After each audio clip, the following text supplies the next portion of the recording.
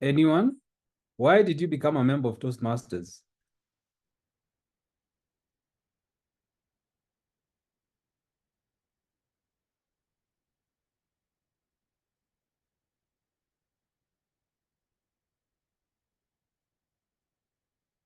Anyone, just unmute yourself. Tell us, why did you join the club that you joined in our district?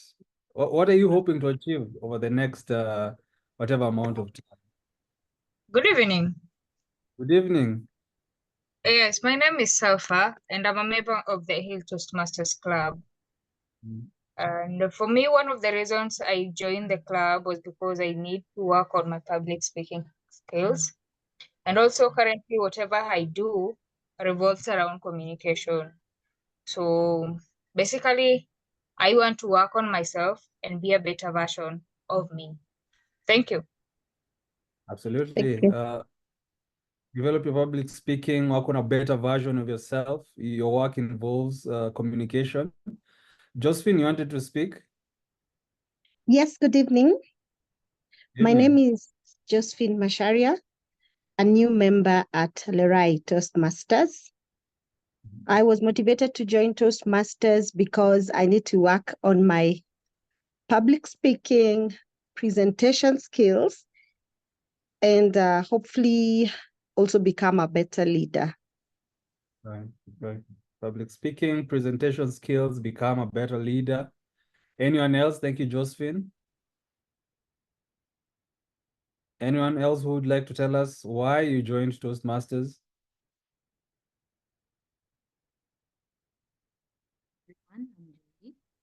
Yes, Jerry? Join Toastmasters just to improve on the thinking on your feet skills, to help just improve my experience when it comes to making a presentation of the cuff. Right. Speaking impromptu, in unexpected situations. A final one? Any last person who would like to tell us why they joined Toastmasters? Good evening. My name is Salome. Good evening. My name is Salome Ndongo. The reason I joined Toastmasters is to, number one, hone my communication and presentation skills.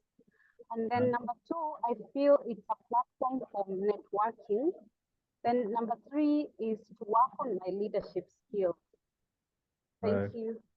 Absolutely. Thank you so much, Salome, Jerry, Josephine, Selfa, for sharing with us what brought you to Toastmasters. And it takes me back on when I joined Toastmasters in 2016. I remember between 2016 and 2019, I delivered 3 speeches, I believe, 3 or 4 speeches. I can't precisely recall, but over those 3 years, I only delivered 3 speeches. That would be like 1 speech per year. And naturally, as you would expect, I didn't experience much growth in terms of becoming a public speaker. However, between 2019 and 2020, I delivered about 22 speeches. Then in 2020 to 2021, I delivered about 33 speeches. And that is a period when I became a DTM, and I saw exponential growth in my ability to express myself and in my leadership. And what I have learned during my time in Toastmasters is that you get what you put in.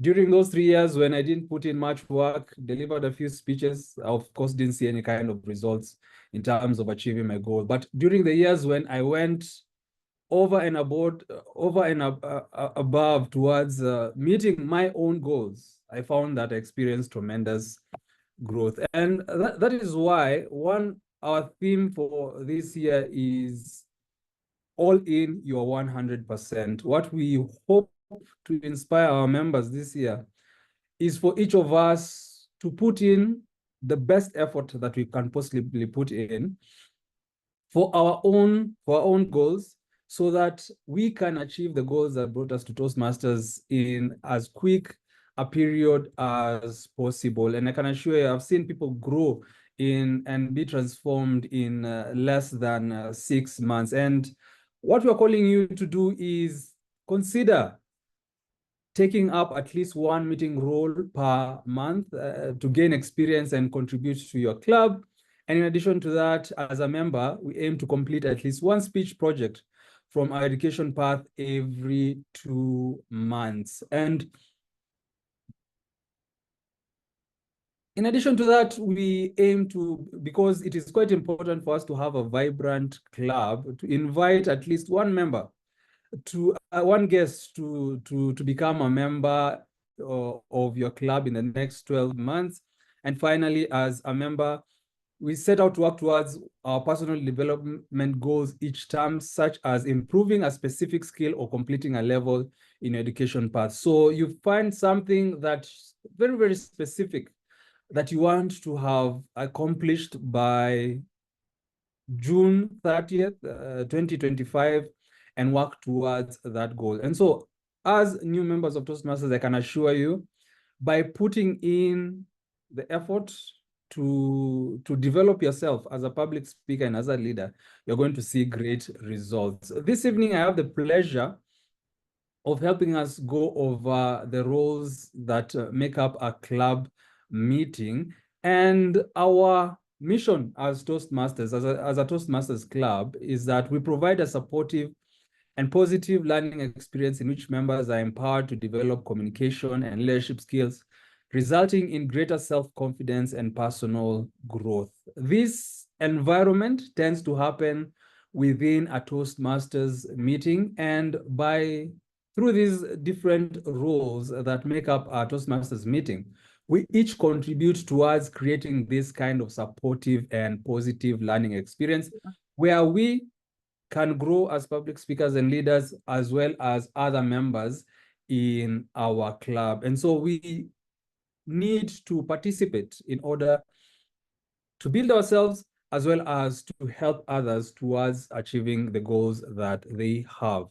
And at a Toastmasters meeting, there are several roles that we can take up, and probably we have experienced these roles over the last couple of weeks since we joined, but we'll go through each of them to see what they help towards contributing for that positive and supportive environment, and how they're going to help us as individuals grow as public speakers and leaders. Our different clubs have different ways of signing up for roles, and so I would encourage you, if you are not yet familiar with how to do that, please reach out to the VPE of your club or to the mentor that has been assigned to you. So we'll start off with the Toastmaster of the day role. And this role, maybe someone can tell us from your perspective, from the time you've been in Toastmasters, what is your impression of why we have this particular role in a club?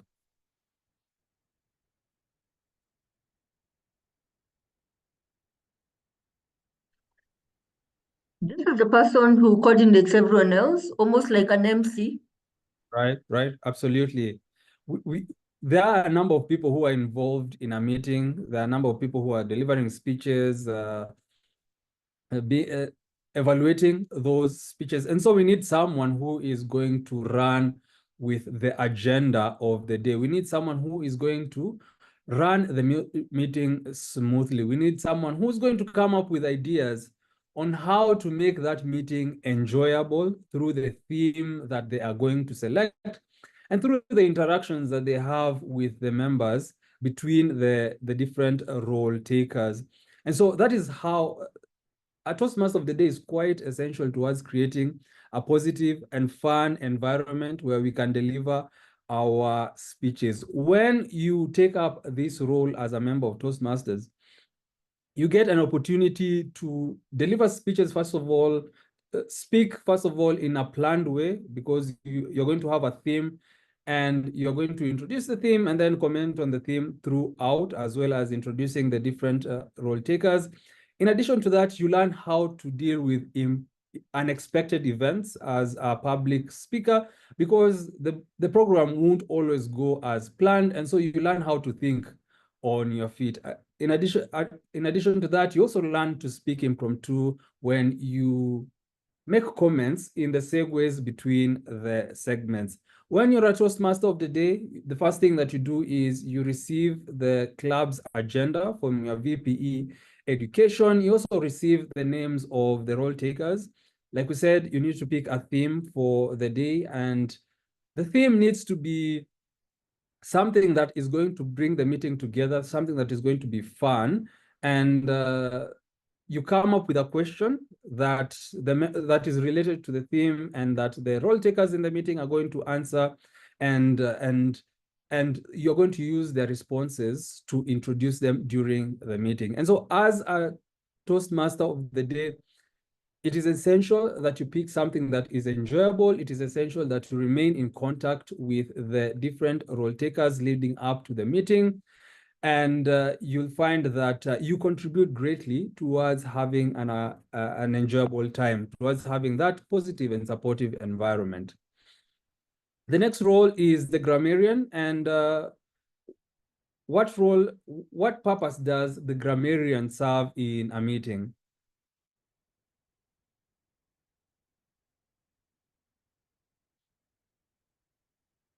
Why should we even have a grammarian?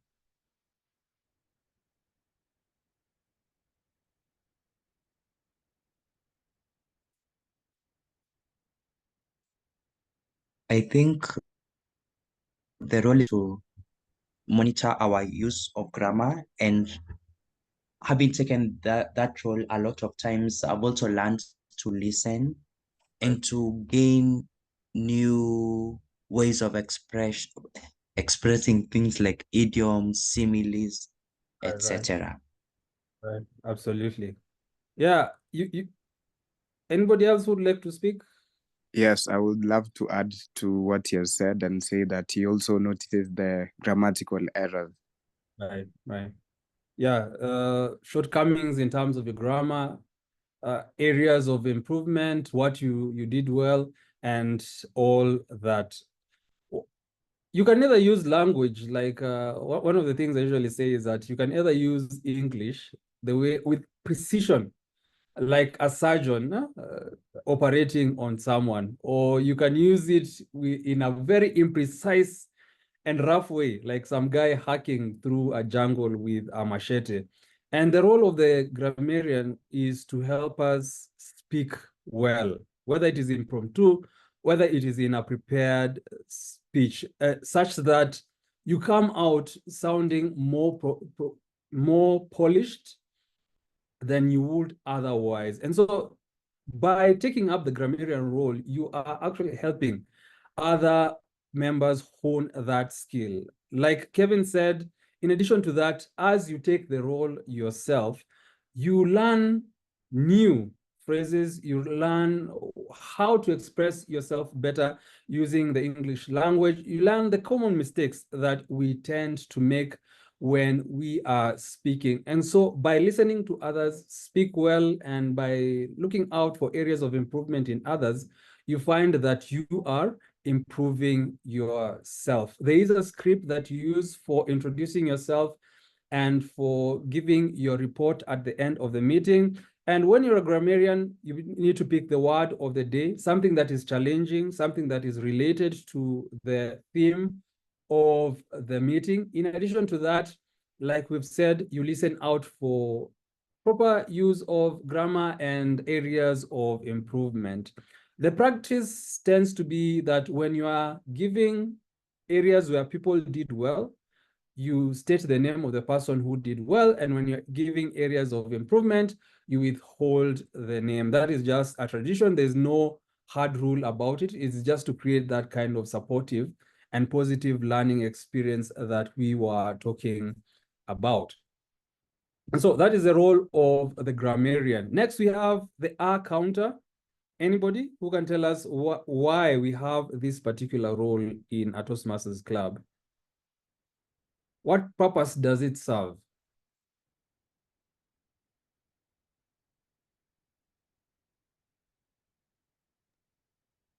Hello. Yes. Yes, so for the R counter, when we all communicate, at times we find ourselves using the filler word and some of the clutch words.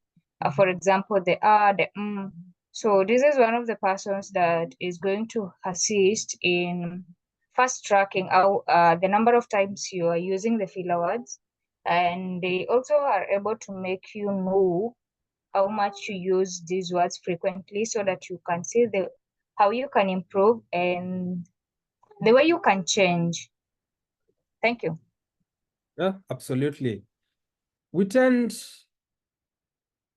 to not realize that we have these pause fillers when we are speaking, and pause fillers tend to take away from how refined or how polished we present ourselves when we are speaking.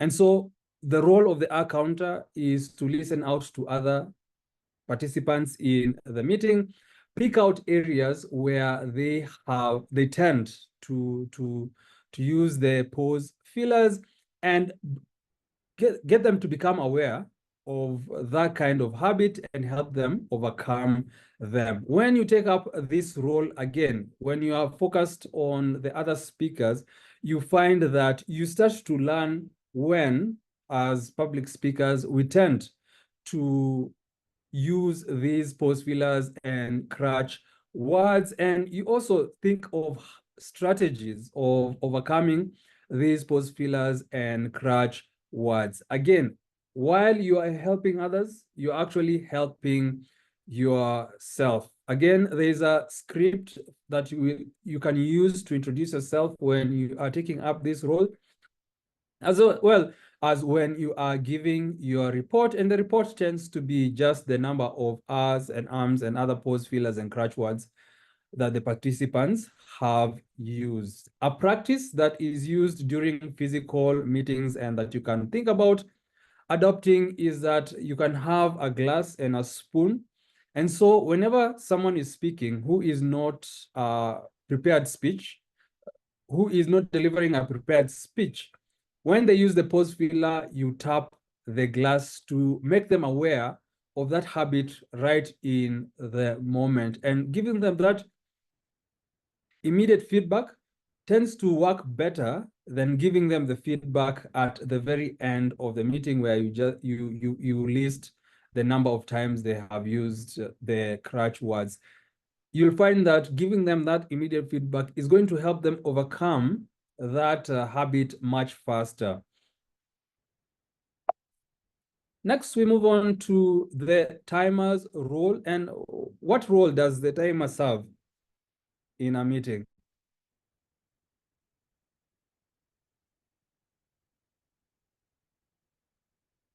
Why do we have a timer during a meeting?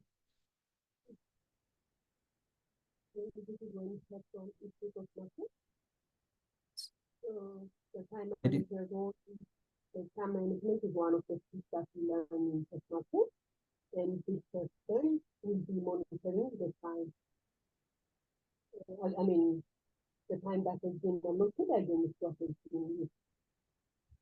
Right. I didn't get that quite clearly, but I got the gist of monitoring the amount of time used in the meeting. I see a hand up. And then alert also the speaker. And to alert the speakers. Fantastic. Subira? Okay, hi. Yeah, so I think the timer is important, first of all, to make sure that everything goes on time and for the speaker to be within a specific time, and every meeting has a time range. So it's basically to be disciplined with time. That's what I think. Thanks. Absolutely. That is an essential quality of a public speaker. You don't want people to pay you to speak for an hour and you end up speaking for 30 minutes.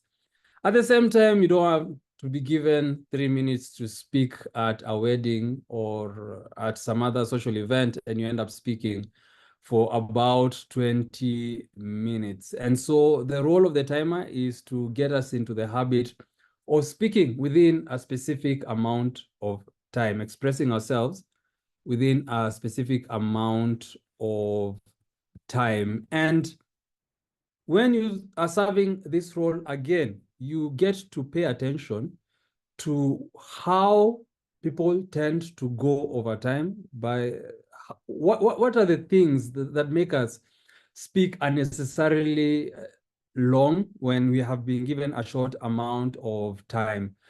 When you're taking up this role, you're going to be given timing cards if you're in a physical meeting, and these timing cards have the green, the yellow, and the red.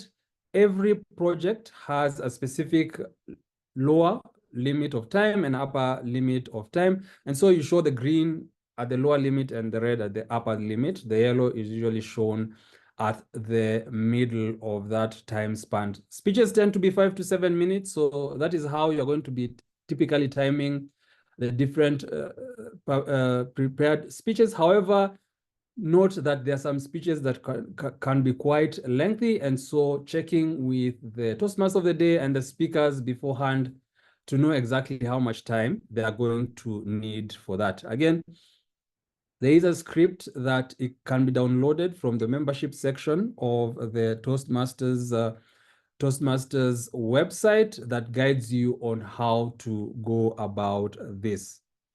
Something that I don't see so much these days, but used to happen when I joined Toastmasters, there were clubs that had a bell. And so when a speaker has gone over the upper time limit and also over the 30 seconds grace period that tends to be given, you ring the bell to alert them that they've gone way, way over time. And I find that just showing the red card, sometimes the person who's speaking can see the card and then end up ignoring it or forgetting it. But if you have a sound alert that is going to tell them that you have gone way, way over time, they are more likely to cut their comments short. And so at your club, consider ways of how you can implement that. We now come to the table topics speaker and the table topics master. I think this is quite straightforward, and the purpose of this table topic section is for the speakers, first of all, to learn how to speak impromptu. And at the very, very beginning, when you are still new at Toastmasters, when you are a guest, you might feel free to either pass when you have been asked that question, but I would encourage you to put in effort towards doing your best to answer the question that has been presented to you. There are different strategies that you can use to help you answer a question. There's someone here who might have great strategies. I don't know whether she's in a position to speak. Lillian Simiu, are you in a position to speak and tell us how do you typically approach a table topics question?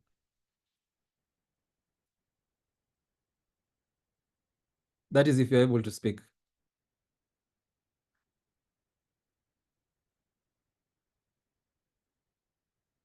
Or as she's preparing, anybody else who would like to give us some strategies, someone who's been in Toastmasters for a while, some strategies on how to approach our table topics, CGD? There is an acronym that helps me remember OREO or PREP, where P stands for your point, the point you want to make, and then you give the reason, followed by an example. And thereafter, you reinforce your point. And that way, you're able to have a structured way of giving a response to that impromptu question. So the next time a question is posed to you, remember PREP. Back to you. Very nice. Sorry. PREP. Absolutely, that is an amazing strategy. And something that I learned in the engaging humor path when I was taking that path is that impromptu doesn't need to be completely impromptu. Before the meeting, you can start thinking up stories that you can incorporate in the table topics segment in case you are asked. And then if you are one of the people who is called up to speak, use the structure that our CGD has just given us, and then incorporate that one of those stories that you have thought up before the meeting. That is actually a strategy that can help you advance quite far in the table topics contest.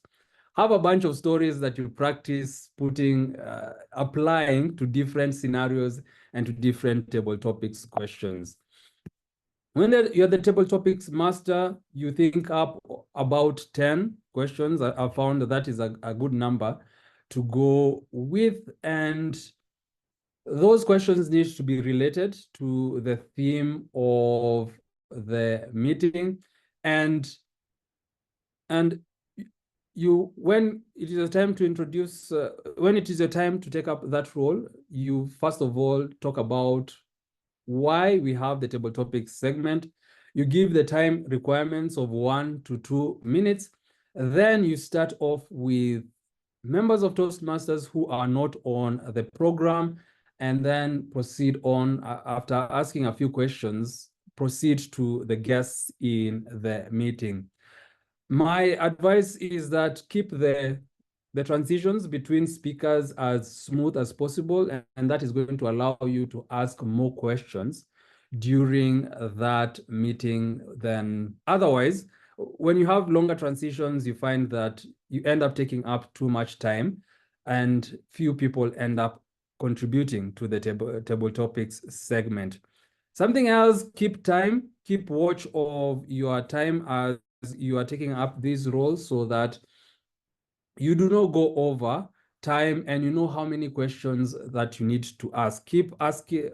If you're in doubt, ask the timer or the Toastmaster of the day whether you have enough time to ask an additional question.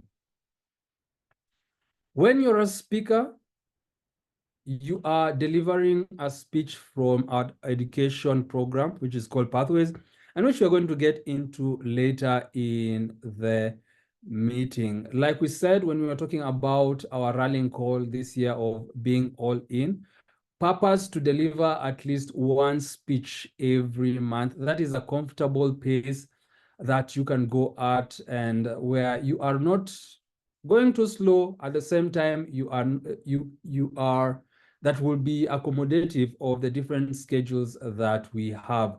You can go faster if you find it appropriate, and because at Toastmasters, your pace, it is a self-paced program, and so you go at the pace that suits you best. My recommendation, when you're a speaker, make sure that you go through everything that is provided to you in the project. When you log into Basecamp, you go through every single slide that is in that project. If there is a workbook, fill it to completion.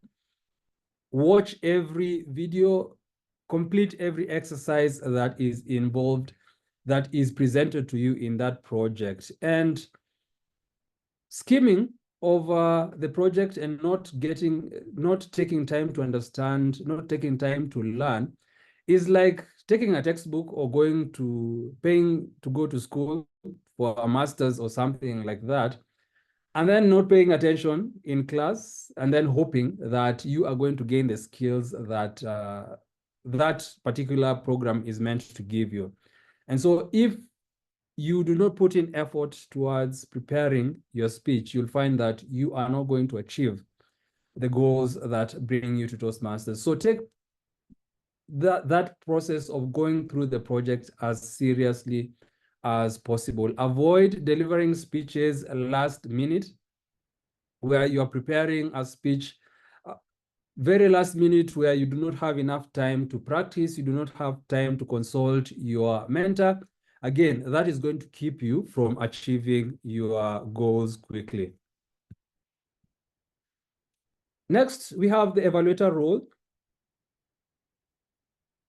And I'm very curious, why do we have, maybe I'll pause here. Why do we need evaluators at a meeting? You have the projects, project material, you probably have a mentor. Why do you, in addition to that, need an evaluator at a meeting?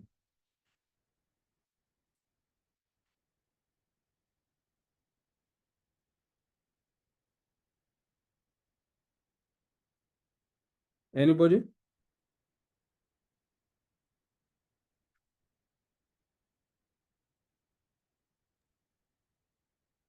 Good evening. Yes. I'm the Toastmasters now. I believe in Toastmasters, they say, when I joined this, they used to say feedback is the breakfast of champions. And as an evaluator comes back and tells you what you could have done better, gives you feedback on your speech and what you should improve on. It also tells you how best you could have done it, and maybe how best you have done it. Thank you. Right. Thank you. Feedback is a breakfast of champions. Anybody else? Yes, I'd like to give it a trial. Yes. I think the evaluators are important because they give the human aspect. They give you feedback on how you employed your emotions in giving your speech. Right. And give you areas of improvement. Yeah, great. Give you a human aspect. Brenda, then Stephen. Hi, Didi. Good evening, everybody. The purpose of Toastmasters, why Toastmasters is there, is for us to improve our communication skills, mostly our public speaking skills. So one of the ways you want to improve your communication, your public speaking skills, is to deliver a speech. It provides the platform where you deliver a speech, then somebody gives you feedback on what you could have done better in order to become a better communicator. Right, fantastic. And finally, Stephen. Thank you. Growth in Toastmasters is what we are coming for, especially where it comes to education needs. And the whole meeting basically is being evaluated. There's the general evaluator and the speech evaluator for growth. Thank you. Fantastic. Great. Yeah, absolutely. So there are two reasons why you need an evaluator. Because first of all, when you're communicating, what you usually do is you have a message, you encode it in your mind, then you deliver it verbally or using your body. Then there's another human being on the other side who receives that coded message. They decode it and then they understand it.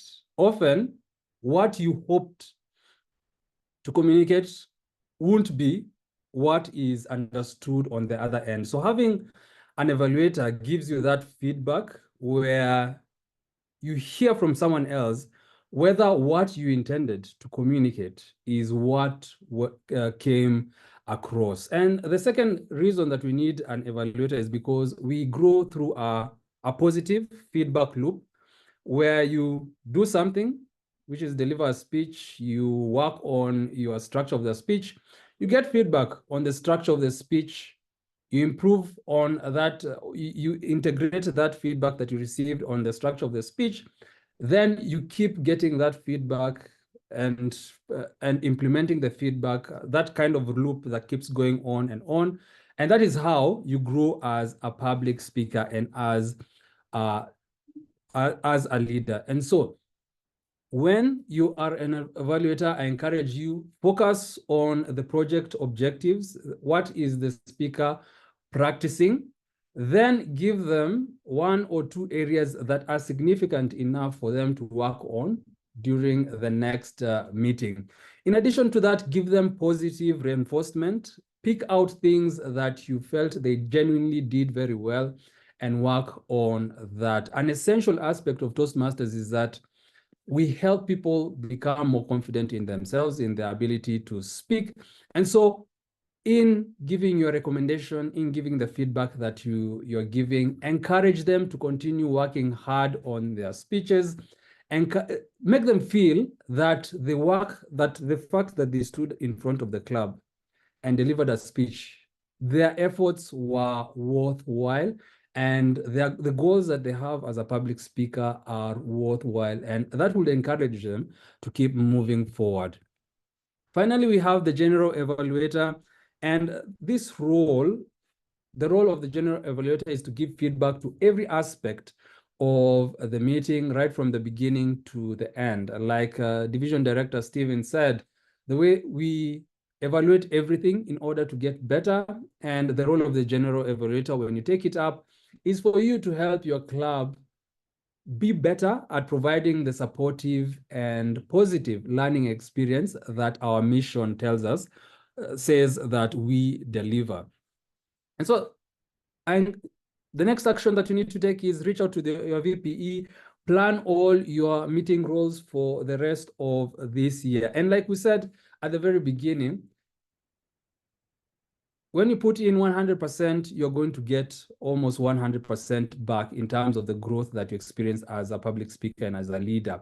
For each of these roles, there is so much that you can learn as a person. There's so much that you can get towards pushing you closer towards your goal. And so when you put in your maximum effort, whether it is an accounter, a timer, TMOD, evaluator, speaker, table topics master, general evaluator, you will find that you get closer towards achieving your goals. Thank you so much. Over to you, CGD.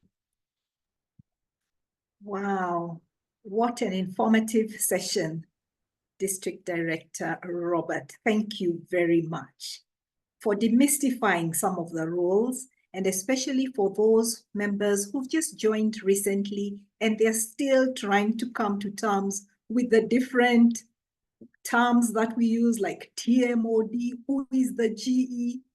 Thank you for demystifying that session for us. There is a place in Pathways, and I will request Evelyne Kanini to talk about it, where you go in and log the club meeting roles that you take. And you need to have logged the roles before you complete your level 3. So as much as possible, do reach out to your club vice president of education and let them know that now that you have the information on club meeting roles, you are ready to take up each role. And for those of us who've been members for a while, find interesting ways of carrying out that particular role to continue enhancing your own learning.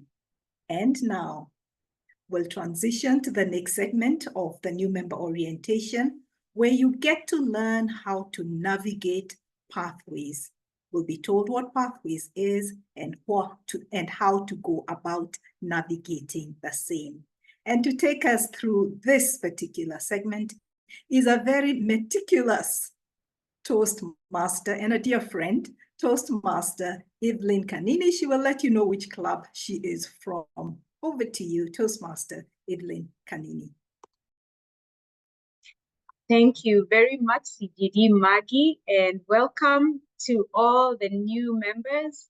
I know we do have a mix of people who are extremely new, maybe 1 day old from the meetings they held last night, to a few weeks, to months, and even some who are just coming in for refreshers. So I just want to take this opportunity to just congratulate you for whatever stage you are at in this Toastmasters journey, and to nudge you on. Every day is an opportunity for learning, and this is yet another opportunity that has been presented to us. So like Maggie said, my name is Evelyne, and I am from SEMA Toastmasters Club. I must say that when I joined Toastmasters almost 20 years ago, in 2008, we were the third club. SEMA was the third club that was set up, and for sure we did not have the resources that we are boasting of today as Toastmasters. And as Robert says, you are as good as your commitment to learn. And so Toastmasters gives you so many resources, and these are some of the resources we are talking about. I will be taking us through Pathways. These are rich database of resources. And when you learn how to navigate Pathways, you learn how to navigate the different projects that you're doing, it will actually help you grow. So ensure that you remain present, consistent, intentional about your own growth. So allow me to take us through. And before I do that, I don't know how many of us have actually engaged with Pathways. How many have done the first speech in Toastmasters? Maybe by a show of hands. And Maggie, I hope I'm even able to see the hands. I think I can. Just by a show of hands, how many of us have actually been able? I can see quite a number. Yeah. You've been able to do your icebreaker. Yes, yes, yes. Wow. So I can see a number of us, and many of us also have not been able to start. So this is a great opportunity to learn. So what we're learning today in this segment is about pathways. And pathways really is the resource. It's the end all be all when it comes to Toastmasters learning. This is where you learn what you're supposed to do, how you're supposed to do it, and so on, so that you're able to grow. And what Pathways has given us is a path, and that's why it's called Pathways, a path, a pipeline on how we can grow as Toastmasters. So all of us, and I heard from the beginning, were saying that we want to learn how to become a better speaker. Somebody said they were nominated and they are here and they are happy to be here. Others said they want to learn leadership. So what Toastmasters has done has been to package all of that learning into 6 unique paths. So for those of us who've been able to learn how to navigate pathways and learn what it offers you, you've been able to see what paths are in place so that you're able to identify what works for you. But the rest of us actually do have an opportunity to discover that. So when you come, it's good to come like an empty slate, just looking to learn. So what it does, it gives you the 6, and I will go through them in the next slide. And for you to discover what you will do, what path you will identify and choose for your growth, it allows you to do an assessment. You know, sometimes we might join Toastmaster and say, I want to become a dynamic leader, or I want to grow in my ability to engage an audience in humor. However, for some of us, we come and say, all I wanted to do was to learn how to communicate.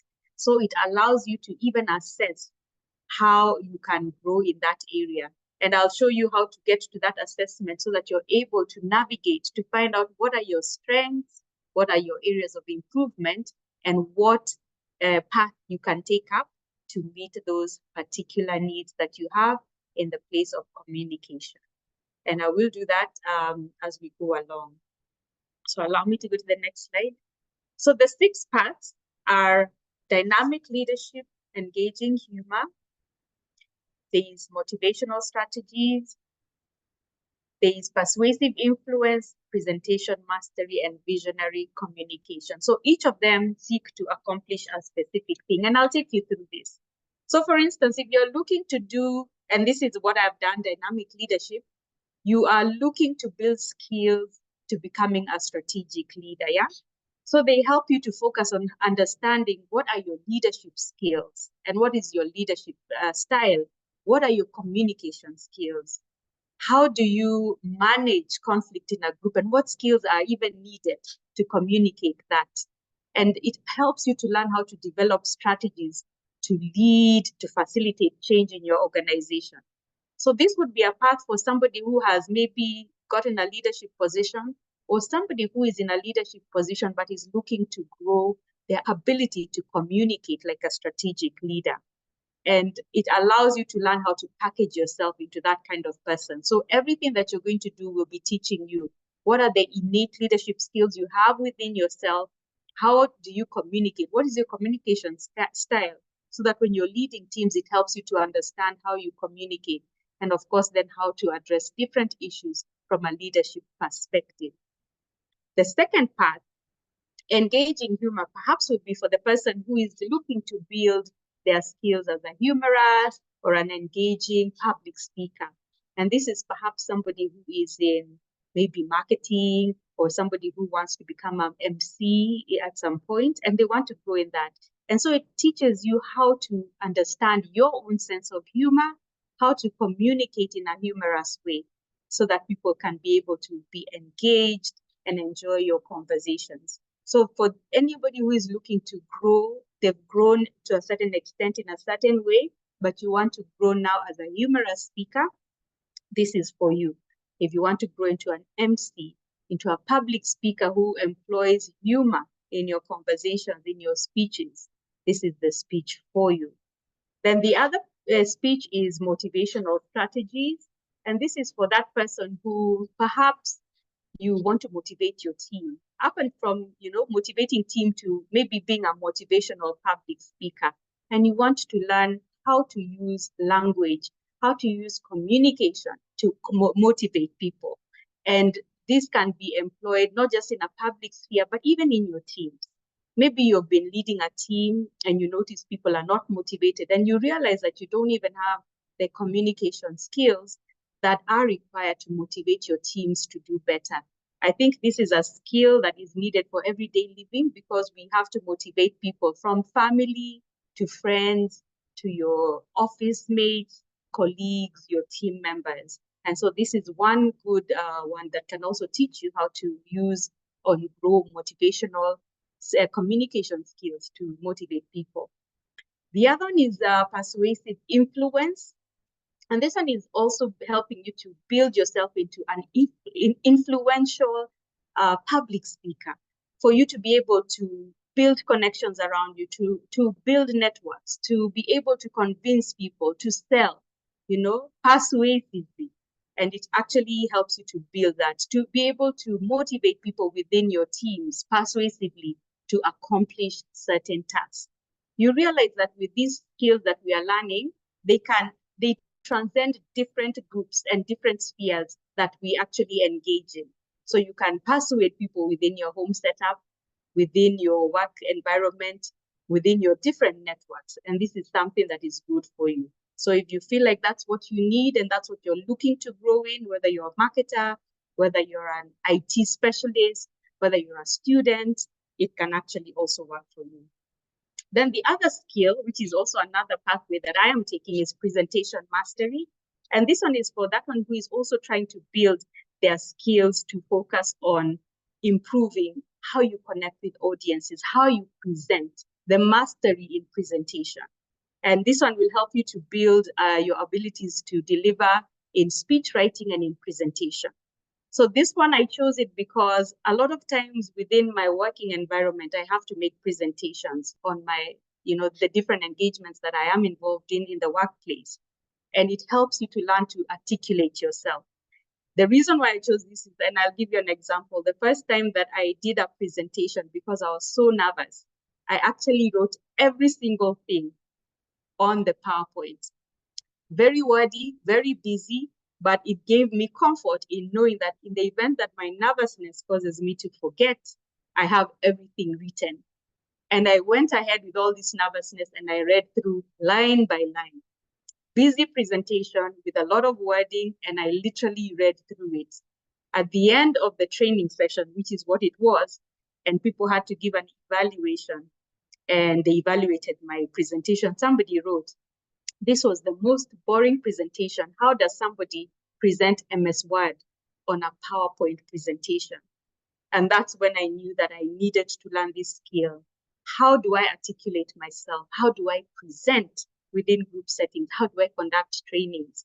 So this is for that person who also wants to just master the art of presentation.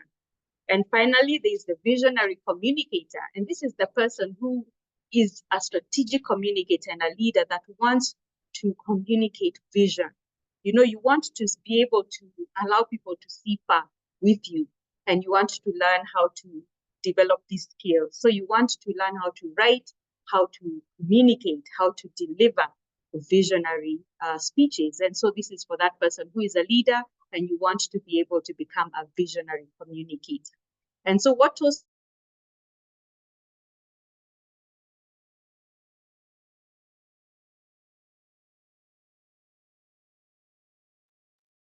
Sorry, you're speaking on mute. Have I been speaking on mute all this while? No, you just No, you've been fine. Just now. I think somebody muted by mistake. Okay. So it allows you to, and I don't know where I was actually, maybe visionary speakers. Basically with Toastmasters will allow you to identify the skills that you have, the skills that you need, and it even gives you guided direction through an assessment on how to identify what you need. And maybe I can just stop at this point and just show you quickly how you can do that assessment before we move on to the next level. So allow me to stop sharing so that I can show you that in a minute, yeah? So give me a second, let me share.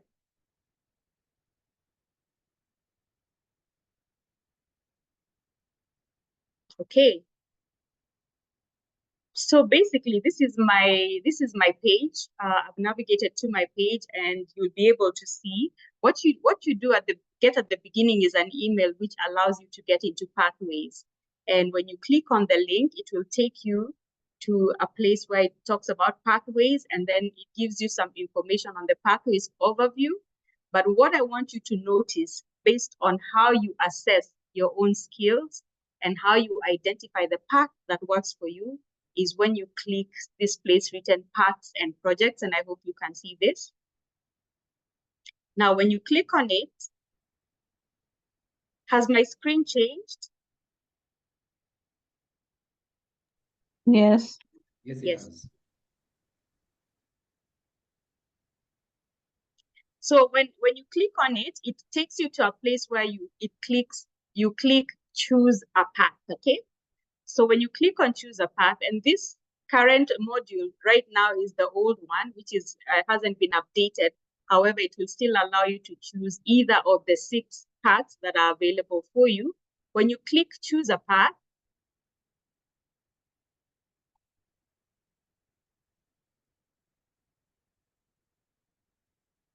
wow, and the internet is a bit slower than I hoped.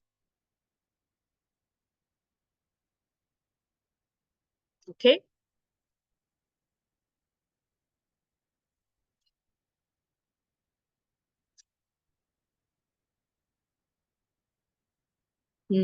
Okay, right there. When you click choose a path, of course, you will choose the language that you're speaking. And I know that we have different languages represented. We'll have English and French and others.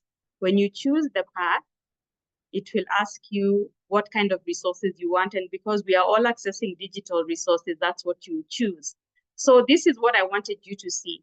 It gives you 2 options. And the first is to view all the path options. And the second one is to take an assessment. So I encourage us to take the assessment so that we can learn what we are strong at and what areas of improvement are needed, so that by the time you take this assessment, it will suggest to you the top 3 or 4 or 5 paths that apply to you. Then you can choose the one that you feel resonates with you the most. A number of people might come joining Toastmasters and knowing what exactly they want to achieve. You want to get to start engaging human path. If that's the case for you, you might just as well go and choose the path for you. But I encourage you to take the assessment, because the assessment gives you extra information on what you're good at, the areas of improvement, so that it can lead you to the path that suits you the most. And so when you click on this, take the assessment, it will actually take you into a place which will ask you various questions on what skills you have and the different things that you do want to start. So let me just do that quickly for you to see. So it will allow you to choose the topics you're interested in, and you'll navigate through that. Maybe for me, in this case, maybe I want to learn how to negotiate. I want to learn time management and project planning, as well as leadership. Yeah. So you choose whatever applies to you, and there are many things, and it will take you to the next level, where you choose the different things it asks you. It will ask you specific questions that will ultimately lead you to identifying the path that works for you. So allow me to stop there, just because it will take time because of the speed of the internet, but I will still take you through it in the PowerPoint presentation, as you will see. I hope are there any questions so far before I proceed in terms of how you might identify a pathway that works for you, either by choosing it directly or by taking the assessment?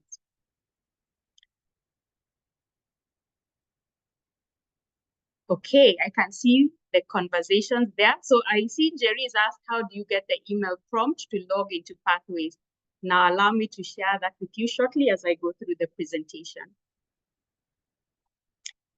So basically, all of us, when we are new members, we will get an email prompt. And I don't know how long, Jerry, you've been a member. Have you recently just joined? You can type, or you can actually articulate. Yes. Did you just join recently? Yes. And you've made your and you've made your payments, and they've been submitted to Toastmasters International? I've made the payment. I don't know if it's been submitted to Toastmasters International. Okay. Okay. All right. So I hear you. So what happens is your vice president membership will send your information to Toastmasters International, and then you will get an automated email that will allow you to actually engage with these pathways. So if you've not received one right now, don't worry, it is definitely coming. And I see Wamati also joined a month ago. They will send you the details as soon as you're registered in the Toastmasters International forum, so that you're able to then get all the information that you need. So allow me to go through, and then we shall then talk about, maybe Maggie will share what next in terms of the expectations regarding your pathway submissions.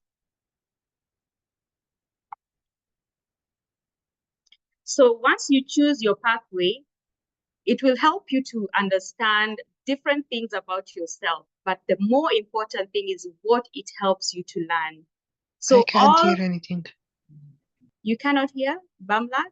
Can the others hear? Yes, we can. Okay, Bamlak, maybe you can check your sound a little bit. You can maybe log off and on real quick, or just check your sound. So what Toastmasters will do for you, from the different paths that you are taking, it will teach you 5 fundamental core competencies. The first one is the public speaking skills.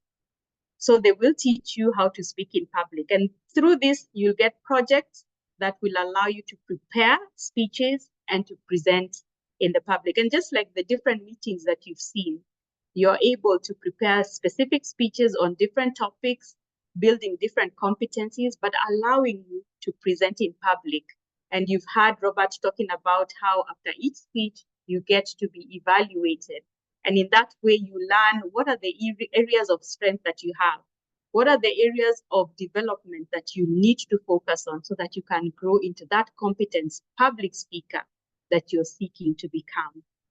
Secondly, you learn interpersonal communication skills. And these come from the different projects that you get to do, which I will demonstrate a little bit for you when we get to see an example in the next few slides. You learn how to engage, how to improve your ability to speak one-on-one. When you just see simple things like the counter who is hitting a glass when you're saying ah, or when you're learning different words during meetings, or when as you're developing your speeches and speaking them through them, you're becoming a better communicator. It teaches you to become also an interpersonal communicator. Thirdly, they will teach you strategic leadership. Now, the good thing about Toastmasters is that you're not just learning how to speak, but you're also engaged in projects that allow you to lead, projects that allow you to plan, projects that allow you to work with teams. And in that way, you are growing in different facets of your leadership style. So if you actually take up these projects and you grow in them, you will learn that you're not just learning how to become a better speaker, but you're also becoming a better leader. And I'll tell you that this is a proven fact for people who have been in Toastmasters.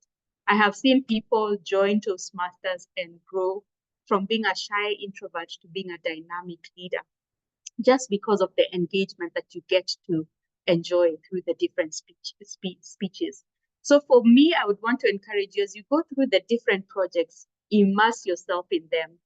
Work through the projects with excellence, and you will be surprised by how they grow you in your ability to speak and in your ability to become strategic leaders. They also help you with management. I mean, there are some speeches which will even make you discover how to manage time, how to reflect even as you're writing that speech, as you're presenting it. When you're presenting already speeches as themselves, you learn how to manage time. You're told your icebreaker should be 4 to 6 minutes. Your evaluation should be 2 to 3 minutes. Those are skills that you're acquiring through Toastmasters, but you're consciously becoming more aware about the need to become better time managers. So it teaches you not just time management, but also how to manage projects, like I said. You'll get opportunities to serve maybe in committees, to serve in subcommittees. You'll get opportunities to work in different projects whether it's a contest, whether it is growing a club, whether it is, working on a social event. These are skills that you're learning, management skills that you're getting through Toastmasters. So you can see that these are skills that are being layered. You thought you're just coming to learn public speaking, but guess what? You're learning so much more. So immerse yourself, learn, be intentional. And finally, confidence. Confidence is what you leave Toastmasters with. I know many of you who have tried the icebreakers, or many of you who've been visiting and seeing how people are speaking, you wonder, will that be me in a few months, in a few years? Yes, that will be you. Because you are working through speeches, because you are learning from doing, Toastmasters builds your confidence in ways that you did not anticipate. The good thing about Toastmasters, and I always call it a living lab, you're in a laboratory, you're being refined, you're becoming better. And it's a safe space because these are peers who are evaluating you, peers who are mentoring you, peers who are supporting you and working with you. For sure, when you immerse yourself, you become confident in your ability to speak, in your ability to lead, in your ability to manage. So take it with all you have. Do your projects with the zeal that is required, and you'll become what Toastmaster promises that you will become.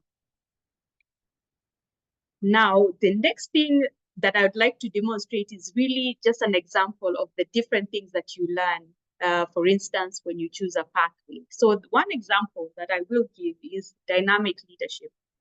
Dynamic leadership, like I said, is a very important pathway that teaches you how to become a leader, a dynamic leader, a dynamic communicator.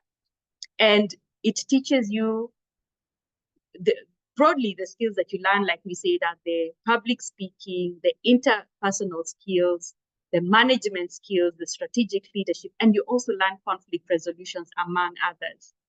What Toastmasters does for you, as you've chosen one of your paths, it takes you through various levels of communication, of leadership, of management that will allow you to go at different levels. Now, just to take you through this just shortly and allow me to use my notes. The first one is known as Mastering Fundamentals. And what Mastering Fundamentals does for you is to teach you the very basic skills of communication. So when you start your path, everybody at level 1 is likely doing the same thing, regardless of what your path is. So your very first speech is known as the icebreaker speech. And this is where you come and speak for the first time, the 4 to 6 minute icebreaker. And the understanding is that you do have some skills within you, innate skills that you're already capable with, because all of us have been communicating in our families, in school, in our employment, wherever we are communicating to some extent. Maybe we are not doing public speaking, but we are communicating. So you do have some innate skills that you have and you're demonstrating. So icebreaker will allow you to find out what are the skills that you have and what are the areas of improvement that you will focus on, that you will layer on, that you will build as you grow as a Toastmaster.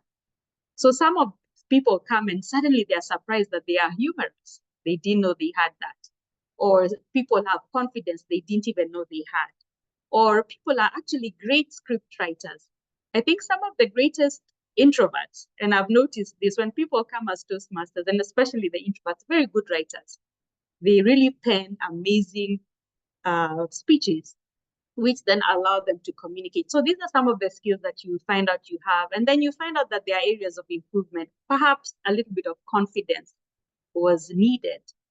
Or perhaps you're so shy you cannot communicate with your eyes. You're not able to hold, a stare or to look at your audience.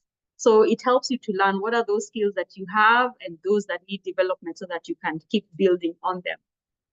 Within level 1 also, you're learning how to write a speech. We are coming with the assumption that not everybody is good at writing a speech. And for sure, we are not good at writing speeches. When I joined Toastmasters, I had no idea how to construct a speech. So in level 1, you'll go through some projects which teach you how to write a basic speech, and not just a speech, but a speech with a purpose. It teaches you how to identify what is the general purpose of your speech. Is it to inspire? Is it to entertain? Is it to inform? And then it takes you to your specific purpose, which is now the content of what you're trying to disseminate. Then you learn a little bit about vocal variety and body language.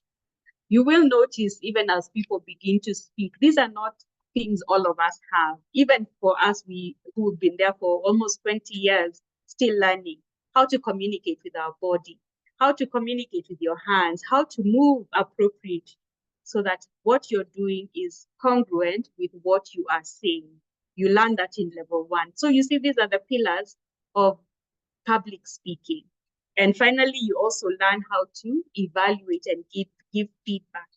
And the importance of this is that you're learning how to give feedback and to also understand about evaluation and feedback, so that you can appreciate when you receive it, but more importantly, you become capable of evaluating and giving feedback. The importance of this is that we are peer evaluators of each other. We grow together. And when people are giving speeches, you will see how we encourage each other through evaluation and feedback. And so that is very important. Let me see, is there any questions so far? I will check the chats. Okay. I can see quite a number of questions, but Maggie, thanks for responding. Just to go back a little bit, we are told that when you join and you register, you will receive the welcome email. So for those who have not been received, and especially if you've been a month in Toastmasters and not received, it's very important that we also check with our EXCO members, so that we are able to understand what has happened, so that we're able to pick up quite quickly. Second level, after level 1, you basically have learned the basic facets of communication. You've learned how to break the icebreaker. You've learned a little bit about body language and vocal variety. You've learned how to write with a purpose, and you've learned a little bit about evaluation and feedback. The second level is where now you are learning your style. So for instance, in dynamic leadership, remember we are becoming dynamic leaders through this pathway. So it will teach you how to understand your leadership style. You know, things we take for granted. Maybe you're just getting into a job situation where you're being a team leader. And remember, leadership is not necessarily you're the manager or you're the team leader. It's also situational. You might be given a mentee. In itself, you're going to be practicing leadership skills. So it teaches you what kind of a leader are you. Are you a democratic leader? Are you, the kind of leader who is a bit of a dictator? Things like that. And all leadership skills are valid. So it teaches you what is your skill and how do you engage with others so that you can be an effective leader. It also teaches you your communication style so that you can learn how do you communicate and how should you communicate when you're communicating with people whose communication styles are different from yours. What is the best way to communicate in different scenarios? And that is an important skill because sometimes we make assumptions that people understand us, but yet we also do have to understand other people so that even as we communicate, you're able to be an effective communicator. With level 2, you'll also learn how to talk about mentoring. In the introduction to Toastmasters mentoring. And here is where you also identify how you've been mentored, who has mentored you, and just understanding what mentoring is about. Now, level 3 is the next layer where now you learn how to, you increase your knowledge in this specific subject matter that you've delved into. So in dynamic leadership, in growing in knowledge, you're learning things like active listening. Remember, as a leader, you have to be an active listener. As a leader, you have to learn how to communicate by connecting with your audience, maybe through storytelling or just basically through inspiration or influence. So it teaches you the different things that you can do to become a better speaker and a better leader. So that is level 3. Now, when you go to level 4, this one is known as building skills. Yes, you are growing. You've learned, you've broken the ice. You've learned your style. You've learned a little bit of knowledge on how to submit more speeches, but now you're building skill. And in this, you're also beginning to do things that require you to employ yourself to doing things. And some of the things that you will do is like building a social media presence. Like you'll take a project that will allow you to build social media platform and build a presence and present on that so that we're able to see that you've built that skill. Or you might be told to create a podcast. Now, the good thing with these skills is that you actually have choices on what you can do because there are electives that allow you to choose different things that you can do. So you can choose to create a podcast. You can choose even to manage online meetings. You just, take up this project and it will teach you how to organize a Toastmasters meeting or organize a panel session, organize an online meeting. And remember, these are skills that you're learning that you will employ in your life outside of Toastmasters. So it's very, very useful for that. And finally, level 5, as you're becoming quite an expert, you're now demonstrating the expertise that you have learned. So you're going to begin to do projects that will allow you to show the different things that you've learned across the 5 parts. So you're going to do, for instance, a high performance leadership project. So you will choose a leadership project that will allow you to demonstrate the different things that you've learned. So for instance, you might choose to be a contest convener or a conference convener. So you're the one who is going to be running that project from beginning to end. It helps you to learn how to identify a team, how to come up with a project plan, how to delegate, how to run this whole project, so that at the end of it, you've not just learned how to do a project, but you've learned how to demonstrate the expertise in that project. Now, for every project that you do across these 5 different levels, at the end of them, you will submit a speech. You will still write a speech, which is 5 to 7 minutes or other, so that you are able to articulate what you have learned from the project. So you're learning the project skills, you're learning the management, you're learning the leadership, but you're still sharpening your public speaking skills. Yeah? Okay, so I will move to the next slide. And this is where we were talking about the email. So if you did not receive the email, I'm sure we will follow up so that we ensure you receive these emails, follow up with your different VPEs and Vice President membership especially. So when you get this welcome email, you can also check your spam filters. And if you can do that now, it will be nice so that even as we continue, you're able to, at the end of the meeting, be able to access the different information so that you're able to now kick off nicely. When you get this email, you will click Get Started, and then you follow the steps that it leads you to. Now, my welcome email, I think let me take you through. My welcome email, I received it very many years ago before we had this portal. So obviously the content was not quite the same, but this is how it basically looks like. When you get into the portal, once you click the profile page, you will see this information. It will welcome you into this portal. And the good thing about this portal, it helps you to navigate what you need to access. And it is quite simple to understand, but it does help you. It takes you through the different content, and I'll demonstrate physically so that you're able to see that. But for now, you can look at the screen and then I'll go back and show you on my particular portal. So it will take you to the profile page, all of you, my home. And when you go to my home, it has different options for you. It has options for your educational goals. It has information that will give you resources that will guide you across the different things that you need to get to. So you will open pathways, and allow me to show you physically once I take you through these pages. You will open pathways, and it will take you to different options that you need to access. Now, Basecamp is where you will be getting your learning path and tutorials. Learning Hub is where you'll find every educational resource that you need for your Toastmasters journey all in one place. An achievement board is where your achievements and your recognitions will be logged in. So if you're able to even go through this as we are going through this learning, you'll be able to see this. So remember, Basecamp is where you're getting your learning resource when you're doing your parts, your different projects. This is what provides you the manuals. It shows you videos on what you're supposed to do on the different projects you're doing. It gives you manuals, which gives you information on what is required. Learning Hub is where you get all the resources in one place.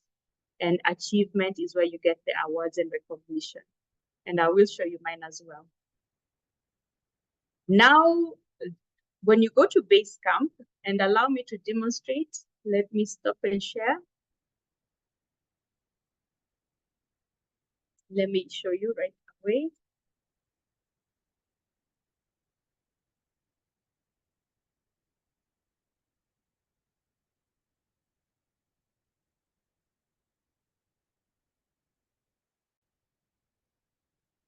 Okay.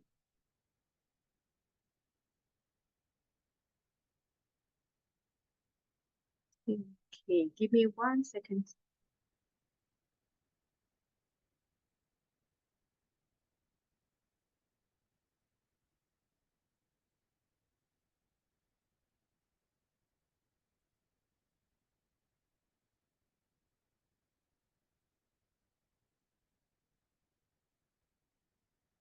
So remember, this is the page that I just showed you right now. This is my page. It says welcome.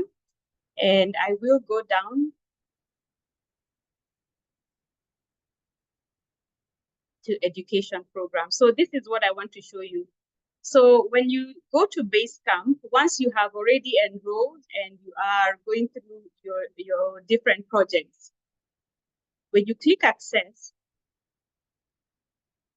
it will show you the different projects that you can do as you're going through this project. And allow me to demonstrate that also.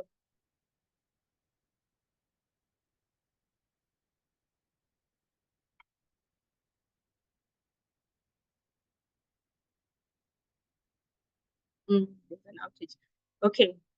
So it shows you the paths and the learning, like I mentioned, yeah?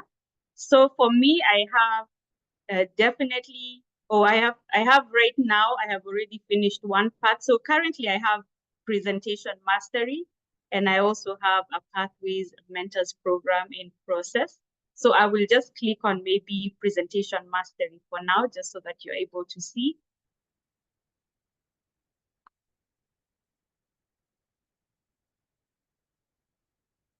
Now, when I click on presentation mastery, it shows me the content of what it will contain. Remember, I told you there are certain levels which will allow you to do different things. So there's the icebreaker in presentation mastery, there's evaluation and feedback. This is an older program. I know the current ones are different, but because we joined before, some of ours were looking a bit different. But here I learned to understand my communication style and effective body language in level 2. And in level 3, I will learn different things. And these are electives which allow me to learn different things that I think are important for me. So you can learn enough. You can actually even take them all if you want, but it gives you a minimum of electives you can take. Some will say just take 2 electives and 1 primary, or some will tell you 3. But in my case, I like to just do as many as possible.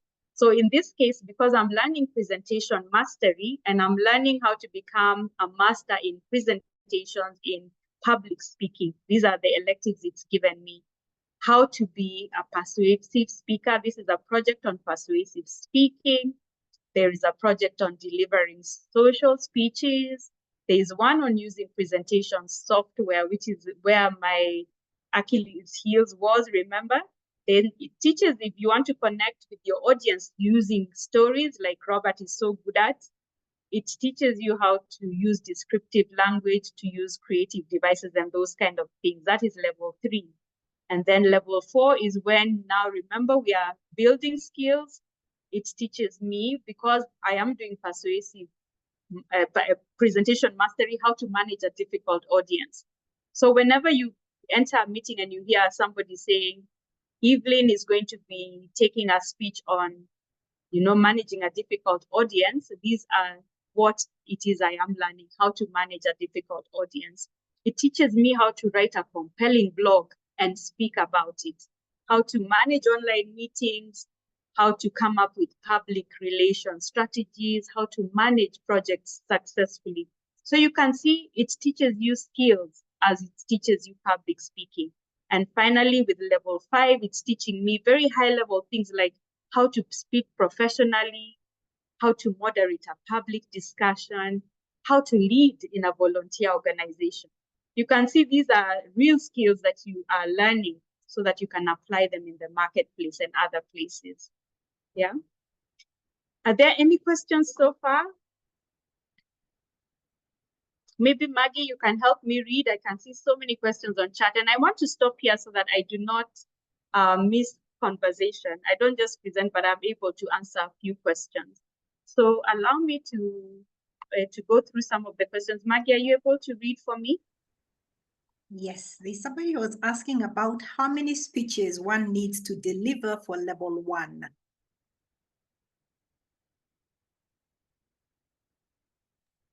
All right, so allow me to also demonstrate that so that you're able to see. I will open the curriculum for you to see how many speeches in level 1, but there are quite a number.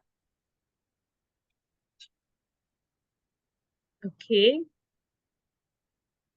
So in level 1, you can see up here, I don't know if you're able to see. In level 1, you're supposed to finish a total of 4 speeches, okay? So you'll do your icebreaker or something, and then you do evaluation, presentation, mastery. So every time you finish a speech, it will tick off. So you're supposed to do a total of 4 speeches in level 1. Your icebreaker, evaluation and feedback speech, presentation and research, and then I believe you do, yes. These are 3 speeches, and then you close it. If you go to level 2, you will notice you also do 3 speeches. So you're doing understanding your communication style, effective body language, and introduction to Toastmasters mentoring. So those are 3 speeches, and the other 3 speeches, those are 6 so far. In level 3, you're doing 3 speeches again. You're doing the primary speech, and then you're doing some elective projects. You can notice that for me, I tend to do quite a number. Like in this case, I did about 13. I did quite a number. So you can choose up to 2 speeches, but you can do as many as possible. And then level 4, you do 3 speeches, minimum required, but you can do as many as possible. In this case, I did 7. So there's a minimum required, but you can do as many as possible. If you want to actually finish the path faster, just focus on the minimum required. But if you want to grow, you can do many more after that. In level 5, you also do a minimum, maybe of 3 or 2. And then for me, I just do many more. So I've done about 5 of those. So it's important that you actually decide how you want to finish or how you want to grow. And that way you'll be able to do as much as possible. Any other question, Maggie, before I proceed? Yes, there's somebody who wanted a clarification on how come we're talking about 6 parts and there were initially 7, and they were questioning the validity of the path that they are on, especially if they do not appear on the list of 6. Yes, and I'll have you, Maggie, speak to that. But I know that when we started, there were 11 parts, actually, not 7, there were 11. But for some reason, some consolidation was done so that they can be just 6. Maggie, maybe you can speak to that. But I'll get you to put a comma and then I continue to the next sentence because that's what I wanted to start with. Okay. There were 11 parts that After consolidation, we do have only 6 parts that are accessible for us to purchase. We do have a scenario, however, where people had already started work on the 5 projects that are now not available for purchase. You will continue with your path all the way to the end, and it is a valid path. But the next time you're purchasing your second or third path, you will notice that only 6 of them are available. In fact, when you click on path selection where it says 11 paths and you go in, there are some that have a note that this particular path is no longer available from mid-2024. I hope that helps. Yes. So for us who have already been with the other parts, we are able to complete it, but the new members get one of the 6 parts to choose from. And yes, I saw somebody asking if you can do more than 1 part. Yes, indeed, you can do that. You just need to just purchase. You get 1 free, but you just purchase the others and you can grow as much as possible. So the idea for you is really just to desire to grow as fast as possible and as much, not just fast, but deep as well. So for me, my style is just to grow deep. So doing as much as possible in terms of growth, so that by the end of this process, I'm able to actually be well-rounded in different aspects of management, of speaking, of leadership, and so on and so forth. Now, the education programs that I showed you just now, they are really self-paced. Nobody is holding a stick to you. Your growth and your speed is your own, self-paced. But I encourage you, I know many times we get caught up, we have jobs, we have families, we have situations that are happening on a daily basis. But try and manage your time so that you can prioritize growth. If you join Toastmasters to grow, prioritize the time, prioritize going through the resources so that you're able to grow optimally and maximally, actually. I did talk about this base camp, and I think I have covered this. I went through my own page, Maggie. But what I want to say on this one is that when you learn the skills that you have and you get into base camp to learn what is provided for you, it will teach you how to go through the different areas of your speeches well. And I'll take you through this just to show you the amazing resources that you have. It gives you a project manual, like I indicated. It gives you a project evaluation form, and it gives you video. So you're learning from each skill through proven and tried resources that have been used over time and across different countries. So what Toastmasters does for you, you do not have to research from different places on what you're required to do. It gives you the manual so that you're able to understand what is it that I need to do. How do I assess my leadership skills? How do I assess my communication skills? So that you're able to know what it is it that you have that will help you grow in the different projects that you are doing. Now, this is what was important. Everybody begins with the level 1 projects, and the base camp itself will provide you with the project manual, which will take you through, like I said. And when you're going through the level 1 project, before you start a project, it allows you to assess the skills that you have, not assuming that you know. So when you're assessing the skills, it will give you specific questions to ask you, what do you feel before giving a speech? What do you feel when you're giving a speech? What do you feel after a speech? Yeah? So it will ask you different questions to assess your capabilities. Once you've assessed your capabilities and you go through the project, at the end of it, it will allow you to be evaluated. It will allow you to understand what is it that you did in your presentation and how did you perform or how did you fare, so that you're able to learn what skills that you had. And so allow me to actually show you what I mean by this. It's always good to show you by doing. And I'll go back to my page just to show you this.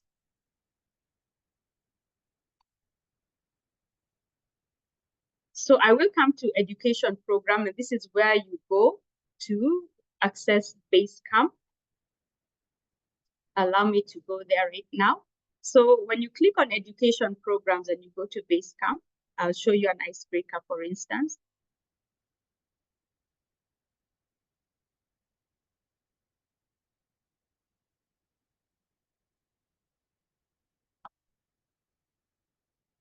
Let me go to the icebreaker itself.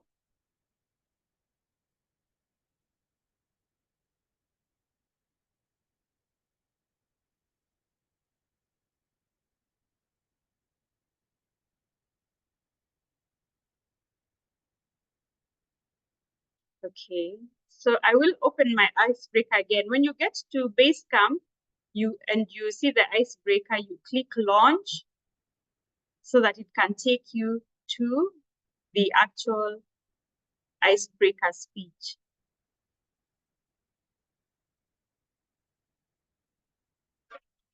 Because the documents are quite heavy, they have videos, they have manuals, they have writing, it takes a little bit of a minute to open. And so you just need to be patient. If you see a blank screen, don't panic. It means it's just spooling in the background, but it's definitely opening. So I want you to just go through an icebreaker, and remember the email at least gives you a direct link to the icebreaker, so you won't navigate it with a lot of difficulty. So when you see it doing this, don't panic. It's not your internet necessarily, although our internet is sometimes quite slow, but you'll just give it a minute to open.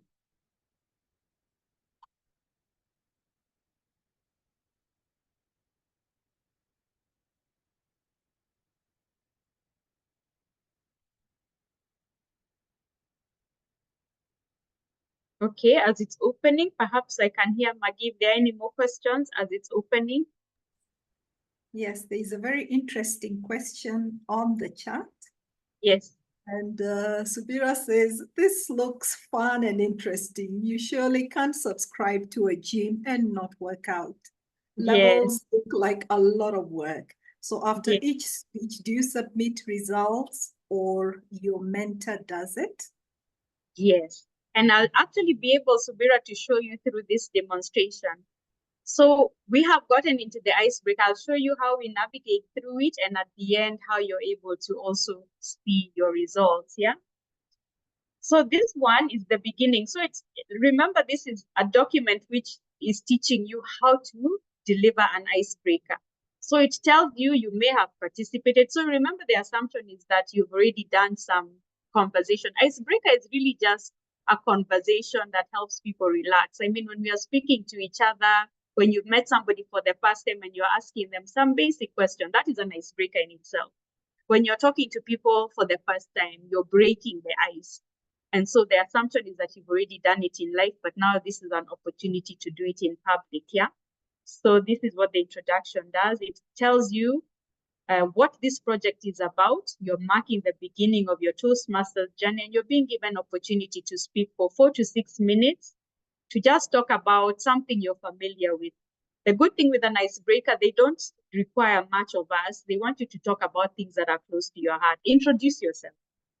Talk about something you love. Talk about your school life, something that you know that you don't have to read for. And this is what it expects. So it's going to guide you on how to prepare a speech on something familiar to you so that you can break the ice as a Toastmaster. So this is what I said. It tells you what your assignment is and the purpose. So remember, every time when you're presenting, how people come and say, the purpose of this project is to introduce yourself. This is what is provided within the manual. So it will tell you the purpose is to introduce yourself to the club and to learn the basic structure of a public speech. In this one, you're going to learn how to write and to deliver a speech about any topic about yourself, introducing yourself. And you may talk about anything you want. If you love flowers, you can come and talk about your favorite flowers. If you're talking about chronology from when you were born, when you went to school, what you're doing now, that is okay because you're introducing yourself to the club. So this is what I was talking about. Before you do the speech, it will ask you what skills you have. This one, I did it a long time, and obviously I was not a confident person. And so I was being asked, am I confident and calm when speaking in front of groups? I was not. I was somewhere in between. So I clicked on 3. you click on the range. If you've never spoken in public, but you feel like you know you're very nervous, you just choose anywhere. If you've already spoken before, identify what works for you. Then when you click next, it will ask you the next question. Do you understand the structure of a basic speech? So for me, I think because I'd been a Toastmaster long before pathways came, at least I could understand a bit. So I click, but you'll choose whatever range you are in. The next one is are you aware of your strengths as a communicator and a leader? You choose what it is. In my case, I think. Screen? Is my screen not sharing? Not at the moment. Really? Wow. I thought we were together.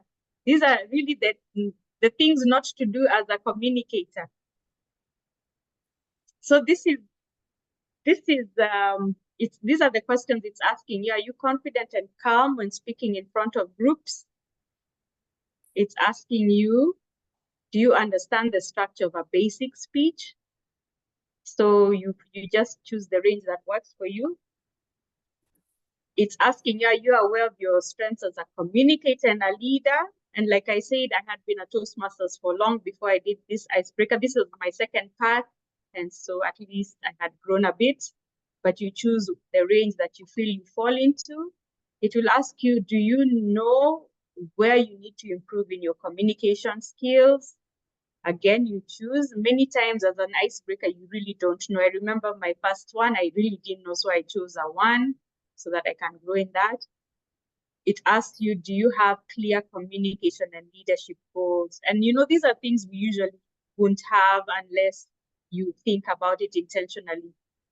But when we are joining Toastmasters, the good thing is that we are coming to learn how to have communication and leadership goals. You already have some idea. And so this is important for us so that when you're doing your projects, when you're doing your parts, you know where you're going. So it's asking you in the beginning for you to actually reflect, which is a good thing. And finally, it asks you, do you recognize how this project icebreaker will apply to your life outside of Toastmasters? So the reason for this, remember, is that Toastmaster is a lab that is teaching you how to be a better person outside of Toastmasters, in your office, in your school, in your home.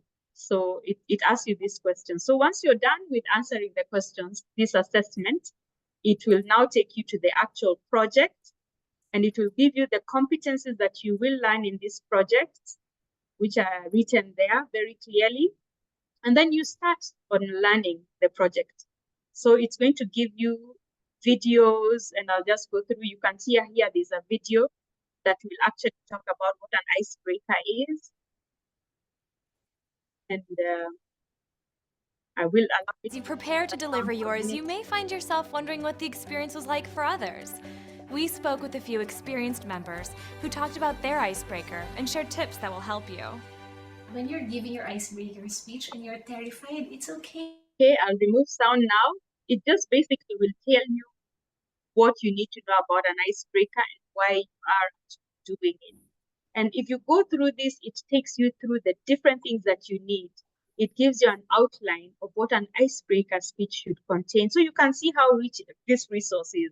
You don't have to reinvent anything. You don't have to use ChatGPT or Google the whole of the internet to figure out what you need to do. It's actually provided for you. So if you download this icebreaker speech outline, it tells you what you need to put in place for your speech to become a speech. So it provides you everything. As you go on, it even tells you what are the elements of a good speech, how to organize that speech. You have to have a clear opening, a body, and a conclusion, and an interesting topic. So it teaches you how to develop that actually. As you go along, it teaches you how to write your speech, how to memorize. A lot of people will come and maybe feel like you need to memorize the speech from beginning to end, but you only need to memorize the opening and the conclusion so that they are a bit punchy, and then you rehearse everything else so that by the time you're delivering your speech, it is natural and it's spontaneous. It teaches you how to remember the speech. Sometimes you might be guided by just doing the main points. The good thing with the icebreaker, because it's your first speech, you're allowed to come with some little notes. So maybe you can write the main points, or you can just come and talk about it. Maybe if you are able to not memorize, to go through it, rehearse it well, you'll be able to come and deliver.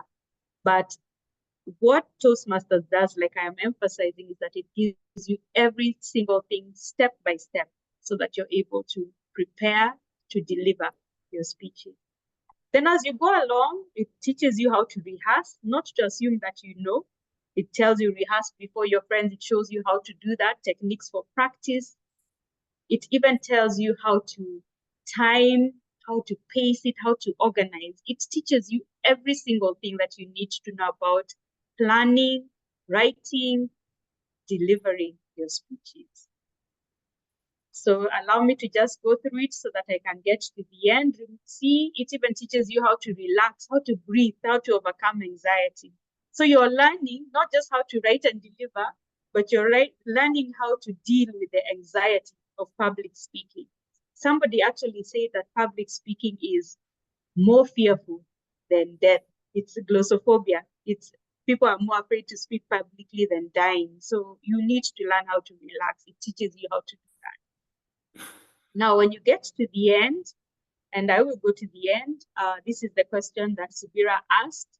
You will evaluate yourself as you're doing the speech, because now by the time you're coming to speak, and even after you speak, you're able to gauge how you did in a sense. But beyond that, there is also the opportunity for your evaluators at the end. There's an evaluation resource which is given to an evaluator with very specific information on how to evaluate you. So you will be evaluated by your evaluator who is assigned to you, but beyond that, you can also have an opportunity to be evaluated by your mentor. Now, finally, at the end of it, you'll have an opportunity to also give some feedback on how you did. So remember, I don't know if I'll be able to find this because I've already done it. Before you had done an assessment before the speech, but you will do an assessment after the speech so that you can see how you have grown from where you are to where you should be. So you can see the feedback and the evaluation is three-pronged. It's yourself, it's the evaluator who is assigned to you for that particular speech, and it's your mentor. But you can also get opportunity to get feedback from the different meeting members that you're engaging. Yeah, so allow me to stop there, and I hope you have a bit of an understanding of how a project cycle looks like so that you can be able to grow in that way.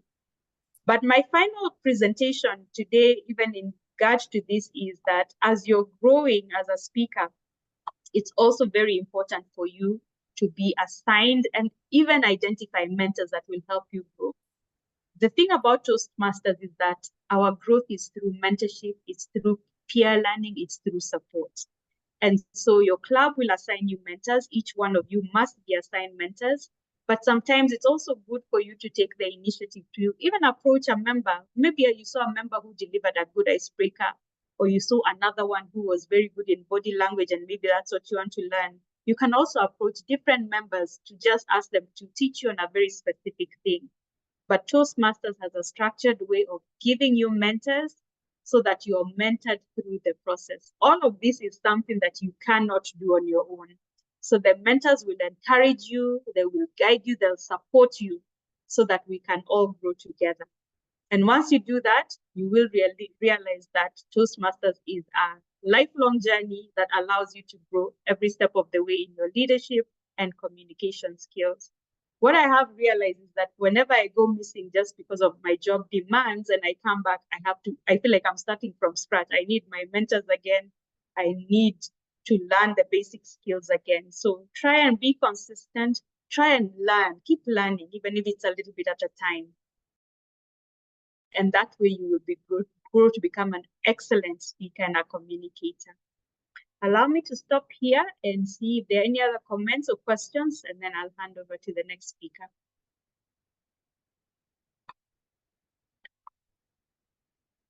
So let me see the chat or any hands up. Maggie, I see the time. Okay. Maybe I can hand over and we can see. Okay. Okay, I think my time is up, And allow me to introduce our next speaker, and that is Hanna, or hand over to CGD. CGD, thank you. Thank you very much, Toastmaster Evelyne. We have learned so much on how to navigate pathways. I liked the interaction, especially on the chat. The next segment that we will go through is on the report card. We were in school and we used to get a report card at the end of each term, and that particular report card was just for you. This time, the report card is for the club, and you work together as club members to work on 4 different areas. And the next presenter will be telling us about the 4 areas that we will work on for the report card, as well as the leadership skills that are available to us. So do pay attention. We need to work together on this report card as a club. And the report cards for the different clubs give us the report card for the district.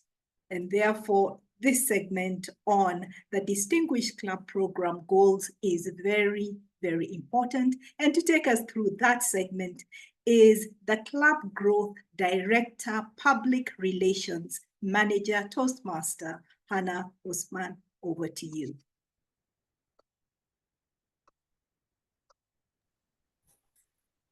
Thank you, CGD Maggie. So good evening, everyone. As CGD Maggie said it, my name is Hanna Welkema. I am from a member of Addis Ababa Toastmasters Club, all the way from Ethiopia. And I'm also serving the Club Growth Director as a PR manager. So I'll be discussing about the Distinguished Club Program. Let me share the document with you and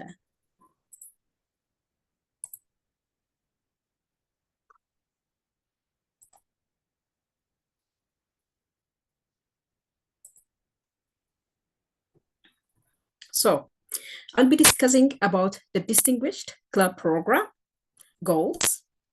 We also call it as a DCP goals from this point onwards. But before going to that, may I ask anyone if you know what the Distinguished Club Program is, or if you heard about it? You can just drop it on the chat, or you can just unmute and talk. Anyone?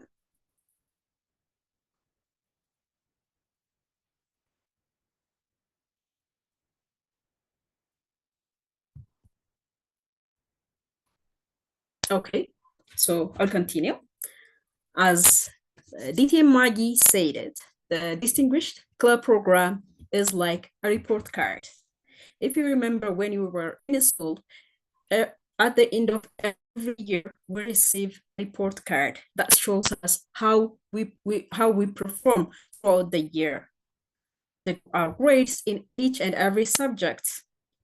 So the Distinguished Club Program, also known as a DCP goal, shows us how the club's performance was throughout the Toastmasters year.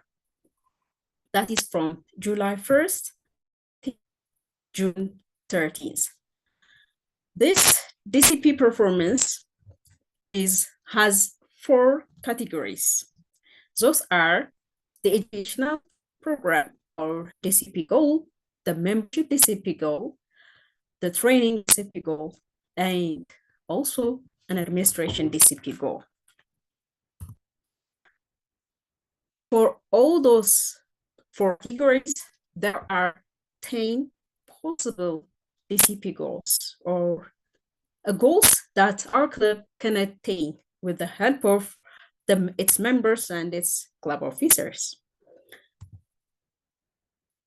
When the club achieved 5 to 6 DCP goal, that is a Distinguished Program goal, our club will be named Distinguished Club. When we achieve as a club from 7 to 8 DCP goals, our club will be select distinguished club. And when we achieve 9 or more goals, our club will be president distinguished club. So all these DCP goals will show that the performance of our club.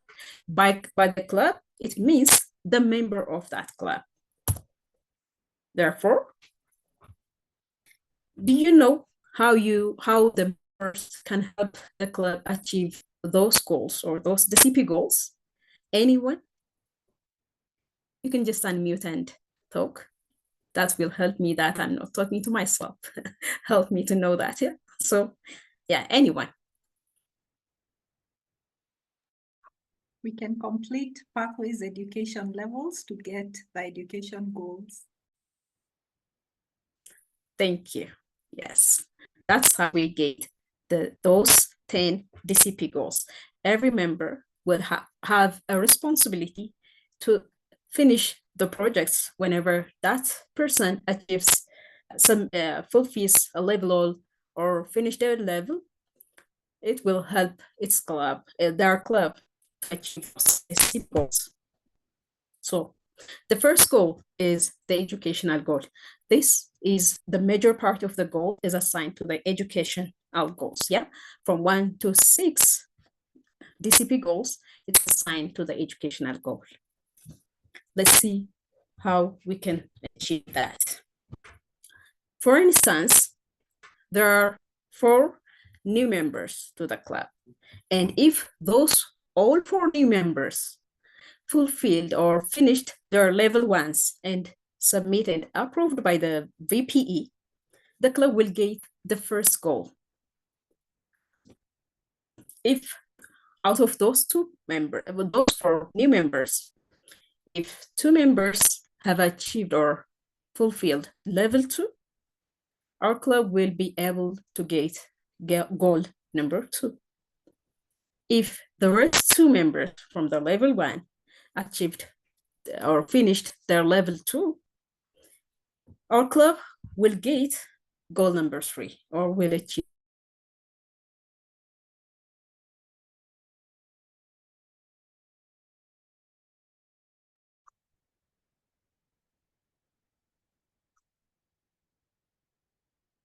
Looks like I was Hanna's- disconnected, I think. Maggie, yeah. Let me share for you. Okay, that's great.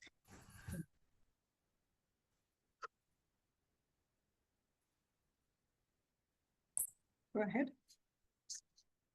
Okay, so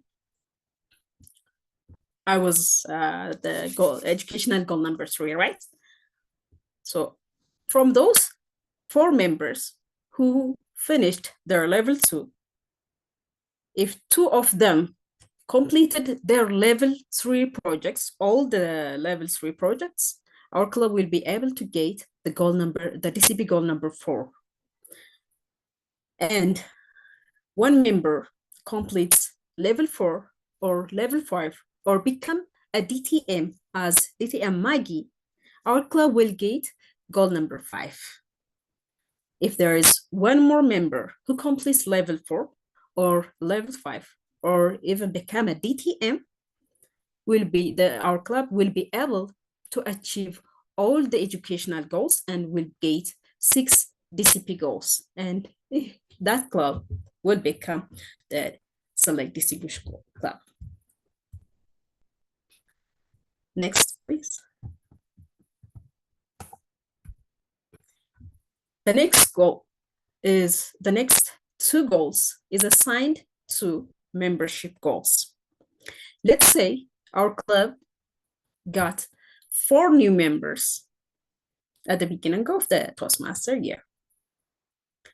Those 4 members will help our club get goal or achieve goal number 7 from the DCP. And if our club add another additional 4 new members, that is a total of 8 new members. If a total of 8 new members joined our club will be able to achieve the membership goals, goal number 7 and goal number 8. The third one is training of club officer goals. How many of you, by showing of hands, maybe, how many of you know that there are club officers in our, or there are members who lead our clubs? Showing of hands, maybe. Anyone?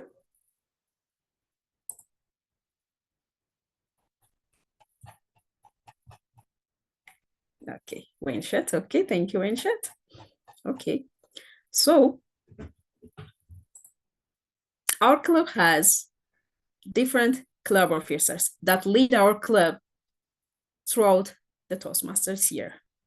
So those members, Toastmasters, those club officers, the president of the club, the vice president education, the member who gives you an assignment, the vice president public relation who creates that amazing and interesting eye-catching posters. Those club officers, if those members, those club officers has to be trained twice a year in order to gate the club officers goal number 9. So let's say four club officers attended the first round of the COT, the club officers training. That will help our club to gate half point. And if those club officers, 4 or more club officers attended the second round club officers training, our club will be able to achieve half point. That means in total, the club will be able to get the DCP goal number 9. The last one is administration goal.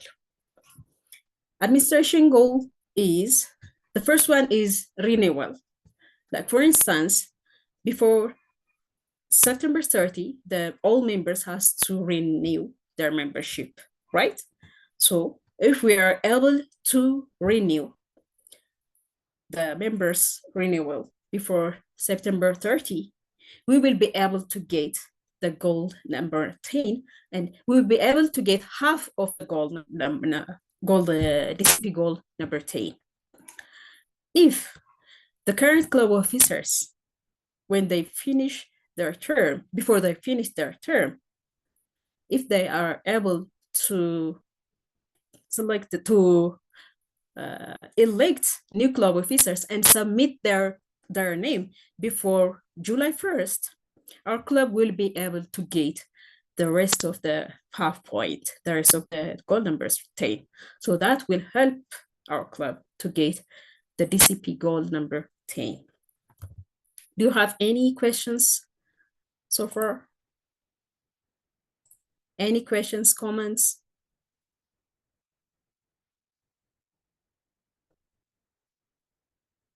That means everything is clear so far, right? Okay. The next is, this concludes about the DCP. The next is awards and recognition. So, whenever in our club meetings, there are different kinds of recognitions for the achievements, for the members' achievement, right? Like for instance, in the meetings, there are table topics like our district director mentioned, there are speeches, there are evaluators, right? So during the club meeting, we will select, like for instance, during the table topic session, we will select after the completion of the session, of course, we will select who is the best table topics respondent. And that person will earn a ribbon or a certificate. That will help those members that will motivate members to work on their responses or to work on their public speakings, etc. And there is also another recognition or achievement that is the iceberg, like for instance, best speaker. If there are three speeches. We can select which one is the best speaker with the help of the audience, and that best speaker certificate or ribbon will be given to that person. There are also other recognitions, pins available to those members, those best of topic correspondents, those best speakers, best evaluators. There's also the pins like who, for instance, for those members who finished their levels.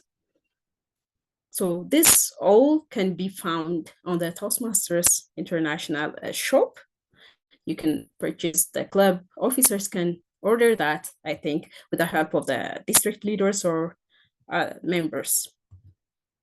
So the educational badge, also, whenever we finished a level, the Toastmasters International will give us a certificate.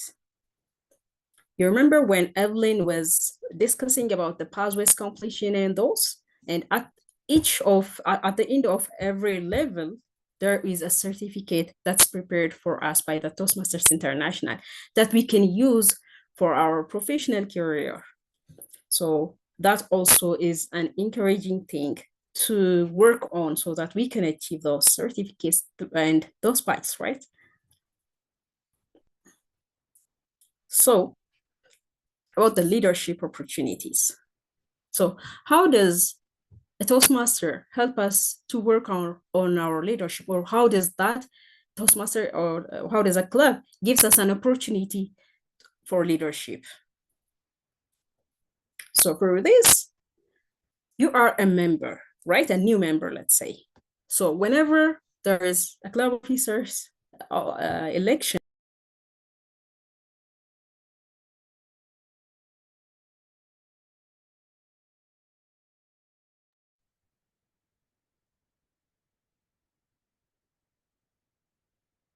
As Toastmaster Hanna comes back on, I will continue for her. Whenever we have the club members' elections, you are welcome to take up a club officer role. There are 7 possible club officer roles that you can take, and we'll look at them. Oh, she's back. Back to you. Yeah. Sorry, very sorry. My internet is acting weird today. So sorry for that. So I proceed from that. So whenever there is a club of officers opening, if you can just apply for that and become a club officers. That will help us. Before that, Toastmasters International, we usually say that Toastmasters International helps us to improve our public speaking, leadership, communication skill, right? So the leadership part is when you participate to be elected on the club officers and become a club officer, you will be able to lead the club as a club officer. That gives you an opportunity to work on your leadership skills. Then, after serving at the club at the club level, you can just consider going up to the district level, like becoming an area director. Like for instance, I served my club as a president, as a public relation manager, as vice president, membership. And then after that, I moved up to the district level, and last year I have served Area 19 as an area director. And then after 1 year of serving as an area director, you will become an able leader, and you can just go up and challenge yourself to serve at the division level and become a division director. And remember, DTM Maggie last year, she was the division director for Division E, if I'm not mistaken. And you can work for 1 year and move to the district level and become the district director, program quality director, and also as a DTM Maggie, you can become a club roles director and serve at the district level. And then you can go up to the regions and then board of.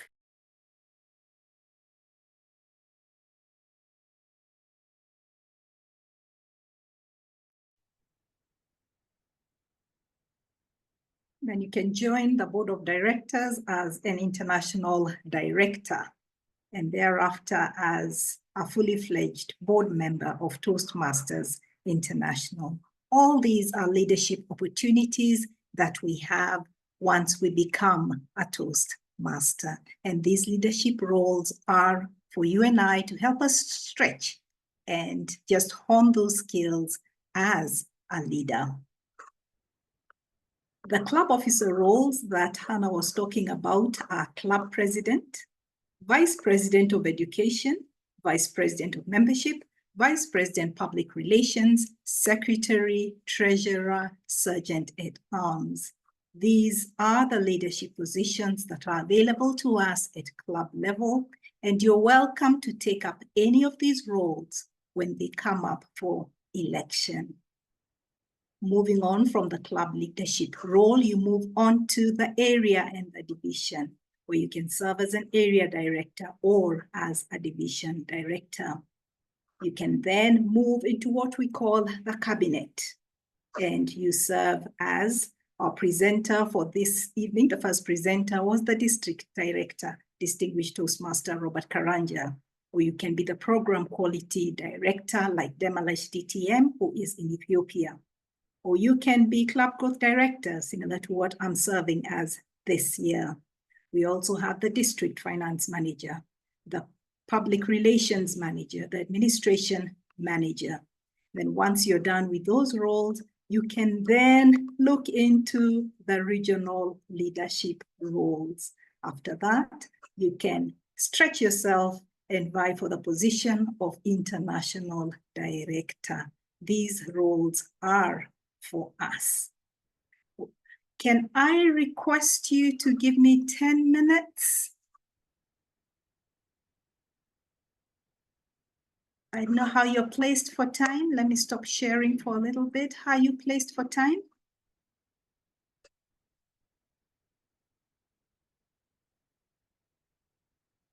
Thank you very much. I can see some thumbs up from some people, so let me give it a shot. And there we are. Renewals. In order for you to continue with your membership as a Toastmaster, you must renew your membership in order to remain in good standing. Toastmasters International has got 2 renewal cycles. One happens in March and the other happens in September. We are in the month of September and it is renewal season. The Toastmasters membership is automated and it's ran by a system, which means when the calendar rolls on 30th of September, anybody who will not have renewed to have an October date will have their names being dropped from the system come 1st of October. And that only happens if your monies are not current with Toastmasters International. I therefore encourage everybody on the call, and do encourage your fellow club members to renew their membership in order to continue being a member and have access to pathways. The minute your name is dropped off the Toastmasters website for non-payment, note you will not be able to access pathways. It's only eligible for access by paid Toastmasters members. If you're a new member, your membership dues are prorated. And what this basically means is you will not pay membership for the expired portion to the next renewal cycle, which is March or September. If, for example, you join in September, you'll find you're only paying $10. You will not be asked to pay from April all the way to September. If you join in the month of January 2025, for example, you will not be asked to pay from October or November or December. You'll only pay from January to the next renewal cycle, which is March, which means you'll pay for 3 months together with the new member fee of $20. That's what we mean by saying that your membership is prorated. You only pay for the unexpired number of months to the next Toastmaster renewal cycle, which will either be March or September. And you'll find that the makeup of your club membership is for new members, they pay the one-off $20. And for we who are renewing members, we pay the $60 plus the club running fees for those of us who have to pay for the venue, the club meeting room venue. As mentioned, it is renewal season. And as the club growth director, we are running a Toastmasters renewal challenge. And we will be appreciating next week when we have the Q1 award ceremony for District 114, those clubs that will have renewed at least 20 members by 20th of September, which is tomorrow. So the first 20 clubs to renew at least 20 members by 20th September will receive their awards next week during the first quarter District 114 awards ceremony, and you will be seeing the poster on that very soon from our public relations manager. So if you've not paid, do help your club to get to win this particular challenge. Something else that's very exciting that we do as Toastmasters is that we compete at what we call speech contests. We do have opportunity to take up 4 speech contests this year, and these are the International Speech Contest, the Evaluation Contest, the Table Topics Contest, and the Online Speech Contest. Note that the International Speech Contest and the Evaluation Contest and the Table Topics Contest, those 3 speeches must be held in person. There is facility, however, for those who are not able to meet physically to hold the online speech contest. And all club members who are in good standing, which means having their membership paid, are eligible to participate in speech contests. And for more information on this, we do have a speech contest manual. And every year, a particular manual is released. And if there are any changes, they have a diamond on the margin. And we have one for the year 2024, 2025. And the way to find it is just go to your search engine and put Toastmasters Speech Contest Manual 2024-2025. Just Google it. There is some information, and some people have been asking about the online speech contest rules as it's been introduced new this year. And I want to refer you to page 21, 22, and 23 of the speech contest rule book. And you'll see what needs to happen in terms of all the role takers. It's an exciting speech contest, and I encourage as many members as are able to take part in the speech contests. Any question on speech contest? There's something on the chat. Yes, there's somebody saying online speech contest. Yes, we do have 4 clubs in East Africa, but they're anchored in Kenya that are online. They do not meet physically. And therefore, for these members who are spread in different countries, they have opportunity to have the online speech contest. Any other question or comment?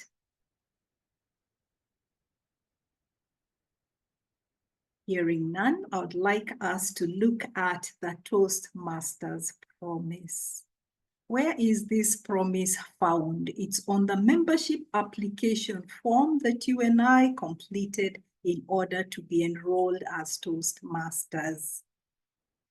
And one of the 10 elements of the Toastmasters promise is that we undertook, or we promised our fellow club members that we will attend club meetings regularly. We also promised that we will prepare all our projects to the best of our ability, basing them on the Toastmasters education program. And this is the program that Toastmaster Evelyne Kanini took us through a while ago, the Pathways Education Program. That we will prepare for and fulfill meeting assignments. And this is usually for the club meeting roles that our district director, DTM Robert, took us through. And that we also undertook to provide fellow members with helpful, constructive evaluations. And again, we got to hear a bit more about this when Toastmaster Evelyne was talking about pathways. The fifth promise is that we will help the club maintain the positive, friendly environment necessary for all members to learn and to grow. And all these are achievable for every member. And as we fulfill each promise, we help our club to retain the vibrancy that keeps members coming back and also guests wanting to come and be part of our clubs. We also promised, as promise number 6, to serve our club as an officer when called upon to do so. And these are the 7 club officer roles that I talked about early, starting from the club president all the way to the sergeant at arms. We also undertook to treat fellow club members and guests with respect and courtesy.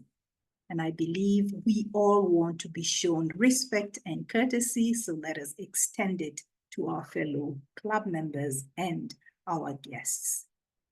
We also undertook, under promise number 8, to bring guests to club meetings so that they can see the benefits Toastmasters membership offers.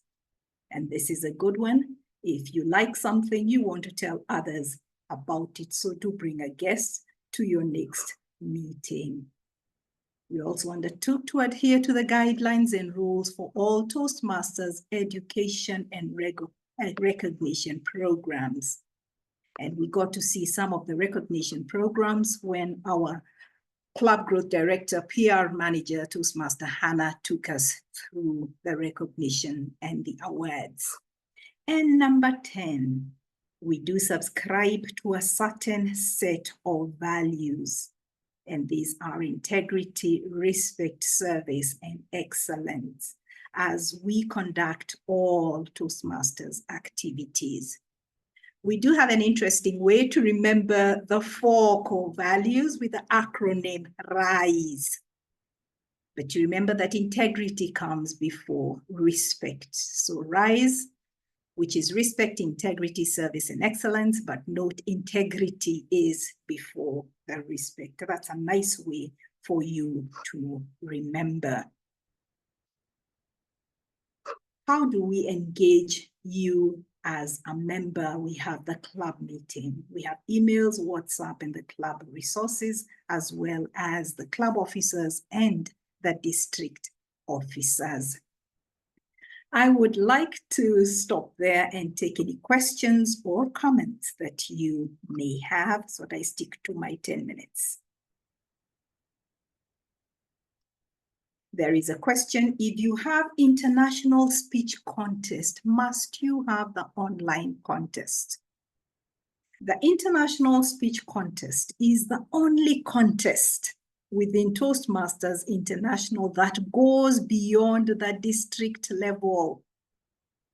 The other 3 contests terminate at the district conference, in our case, TCON, the Toastmasters East Africa Conference. All the other contests other than the international speech contest end or terminate at district level. And therefore, yes, the online speech contest will proceed, but it will terminate at the district level together with the table topics contest and the evaluation contest. Any other question or comment?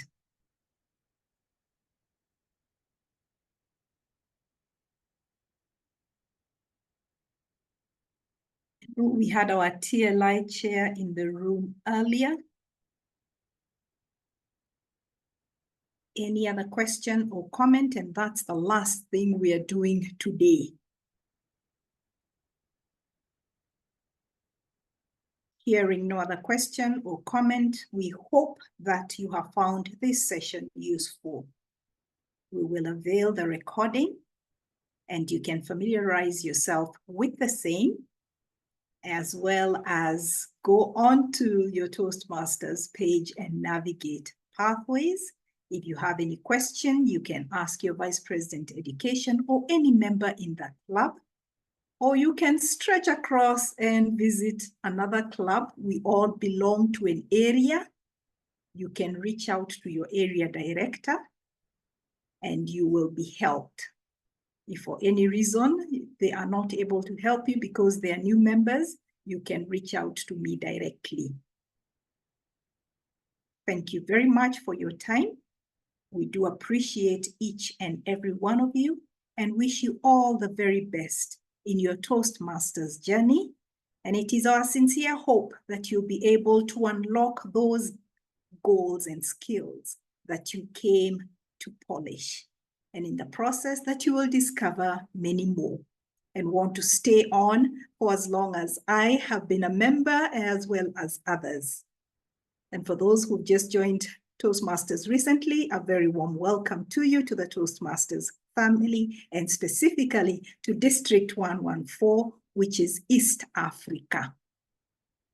And with that, thank you very much. Have yourselves a pleasant evening.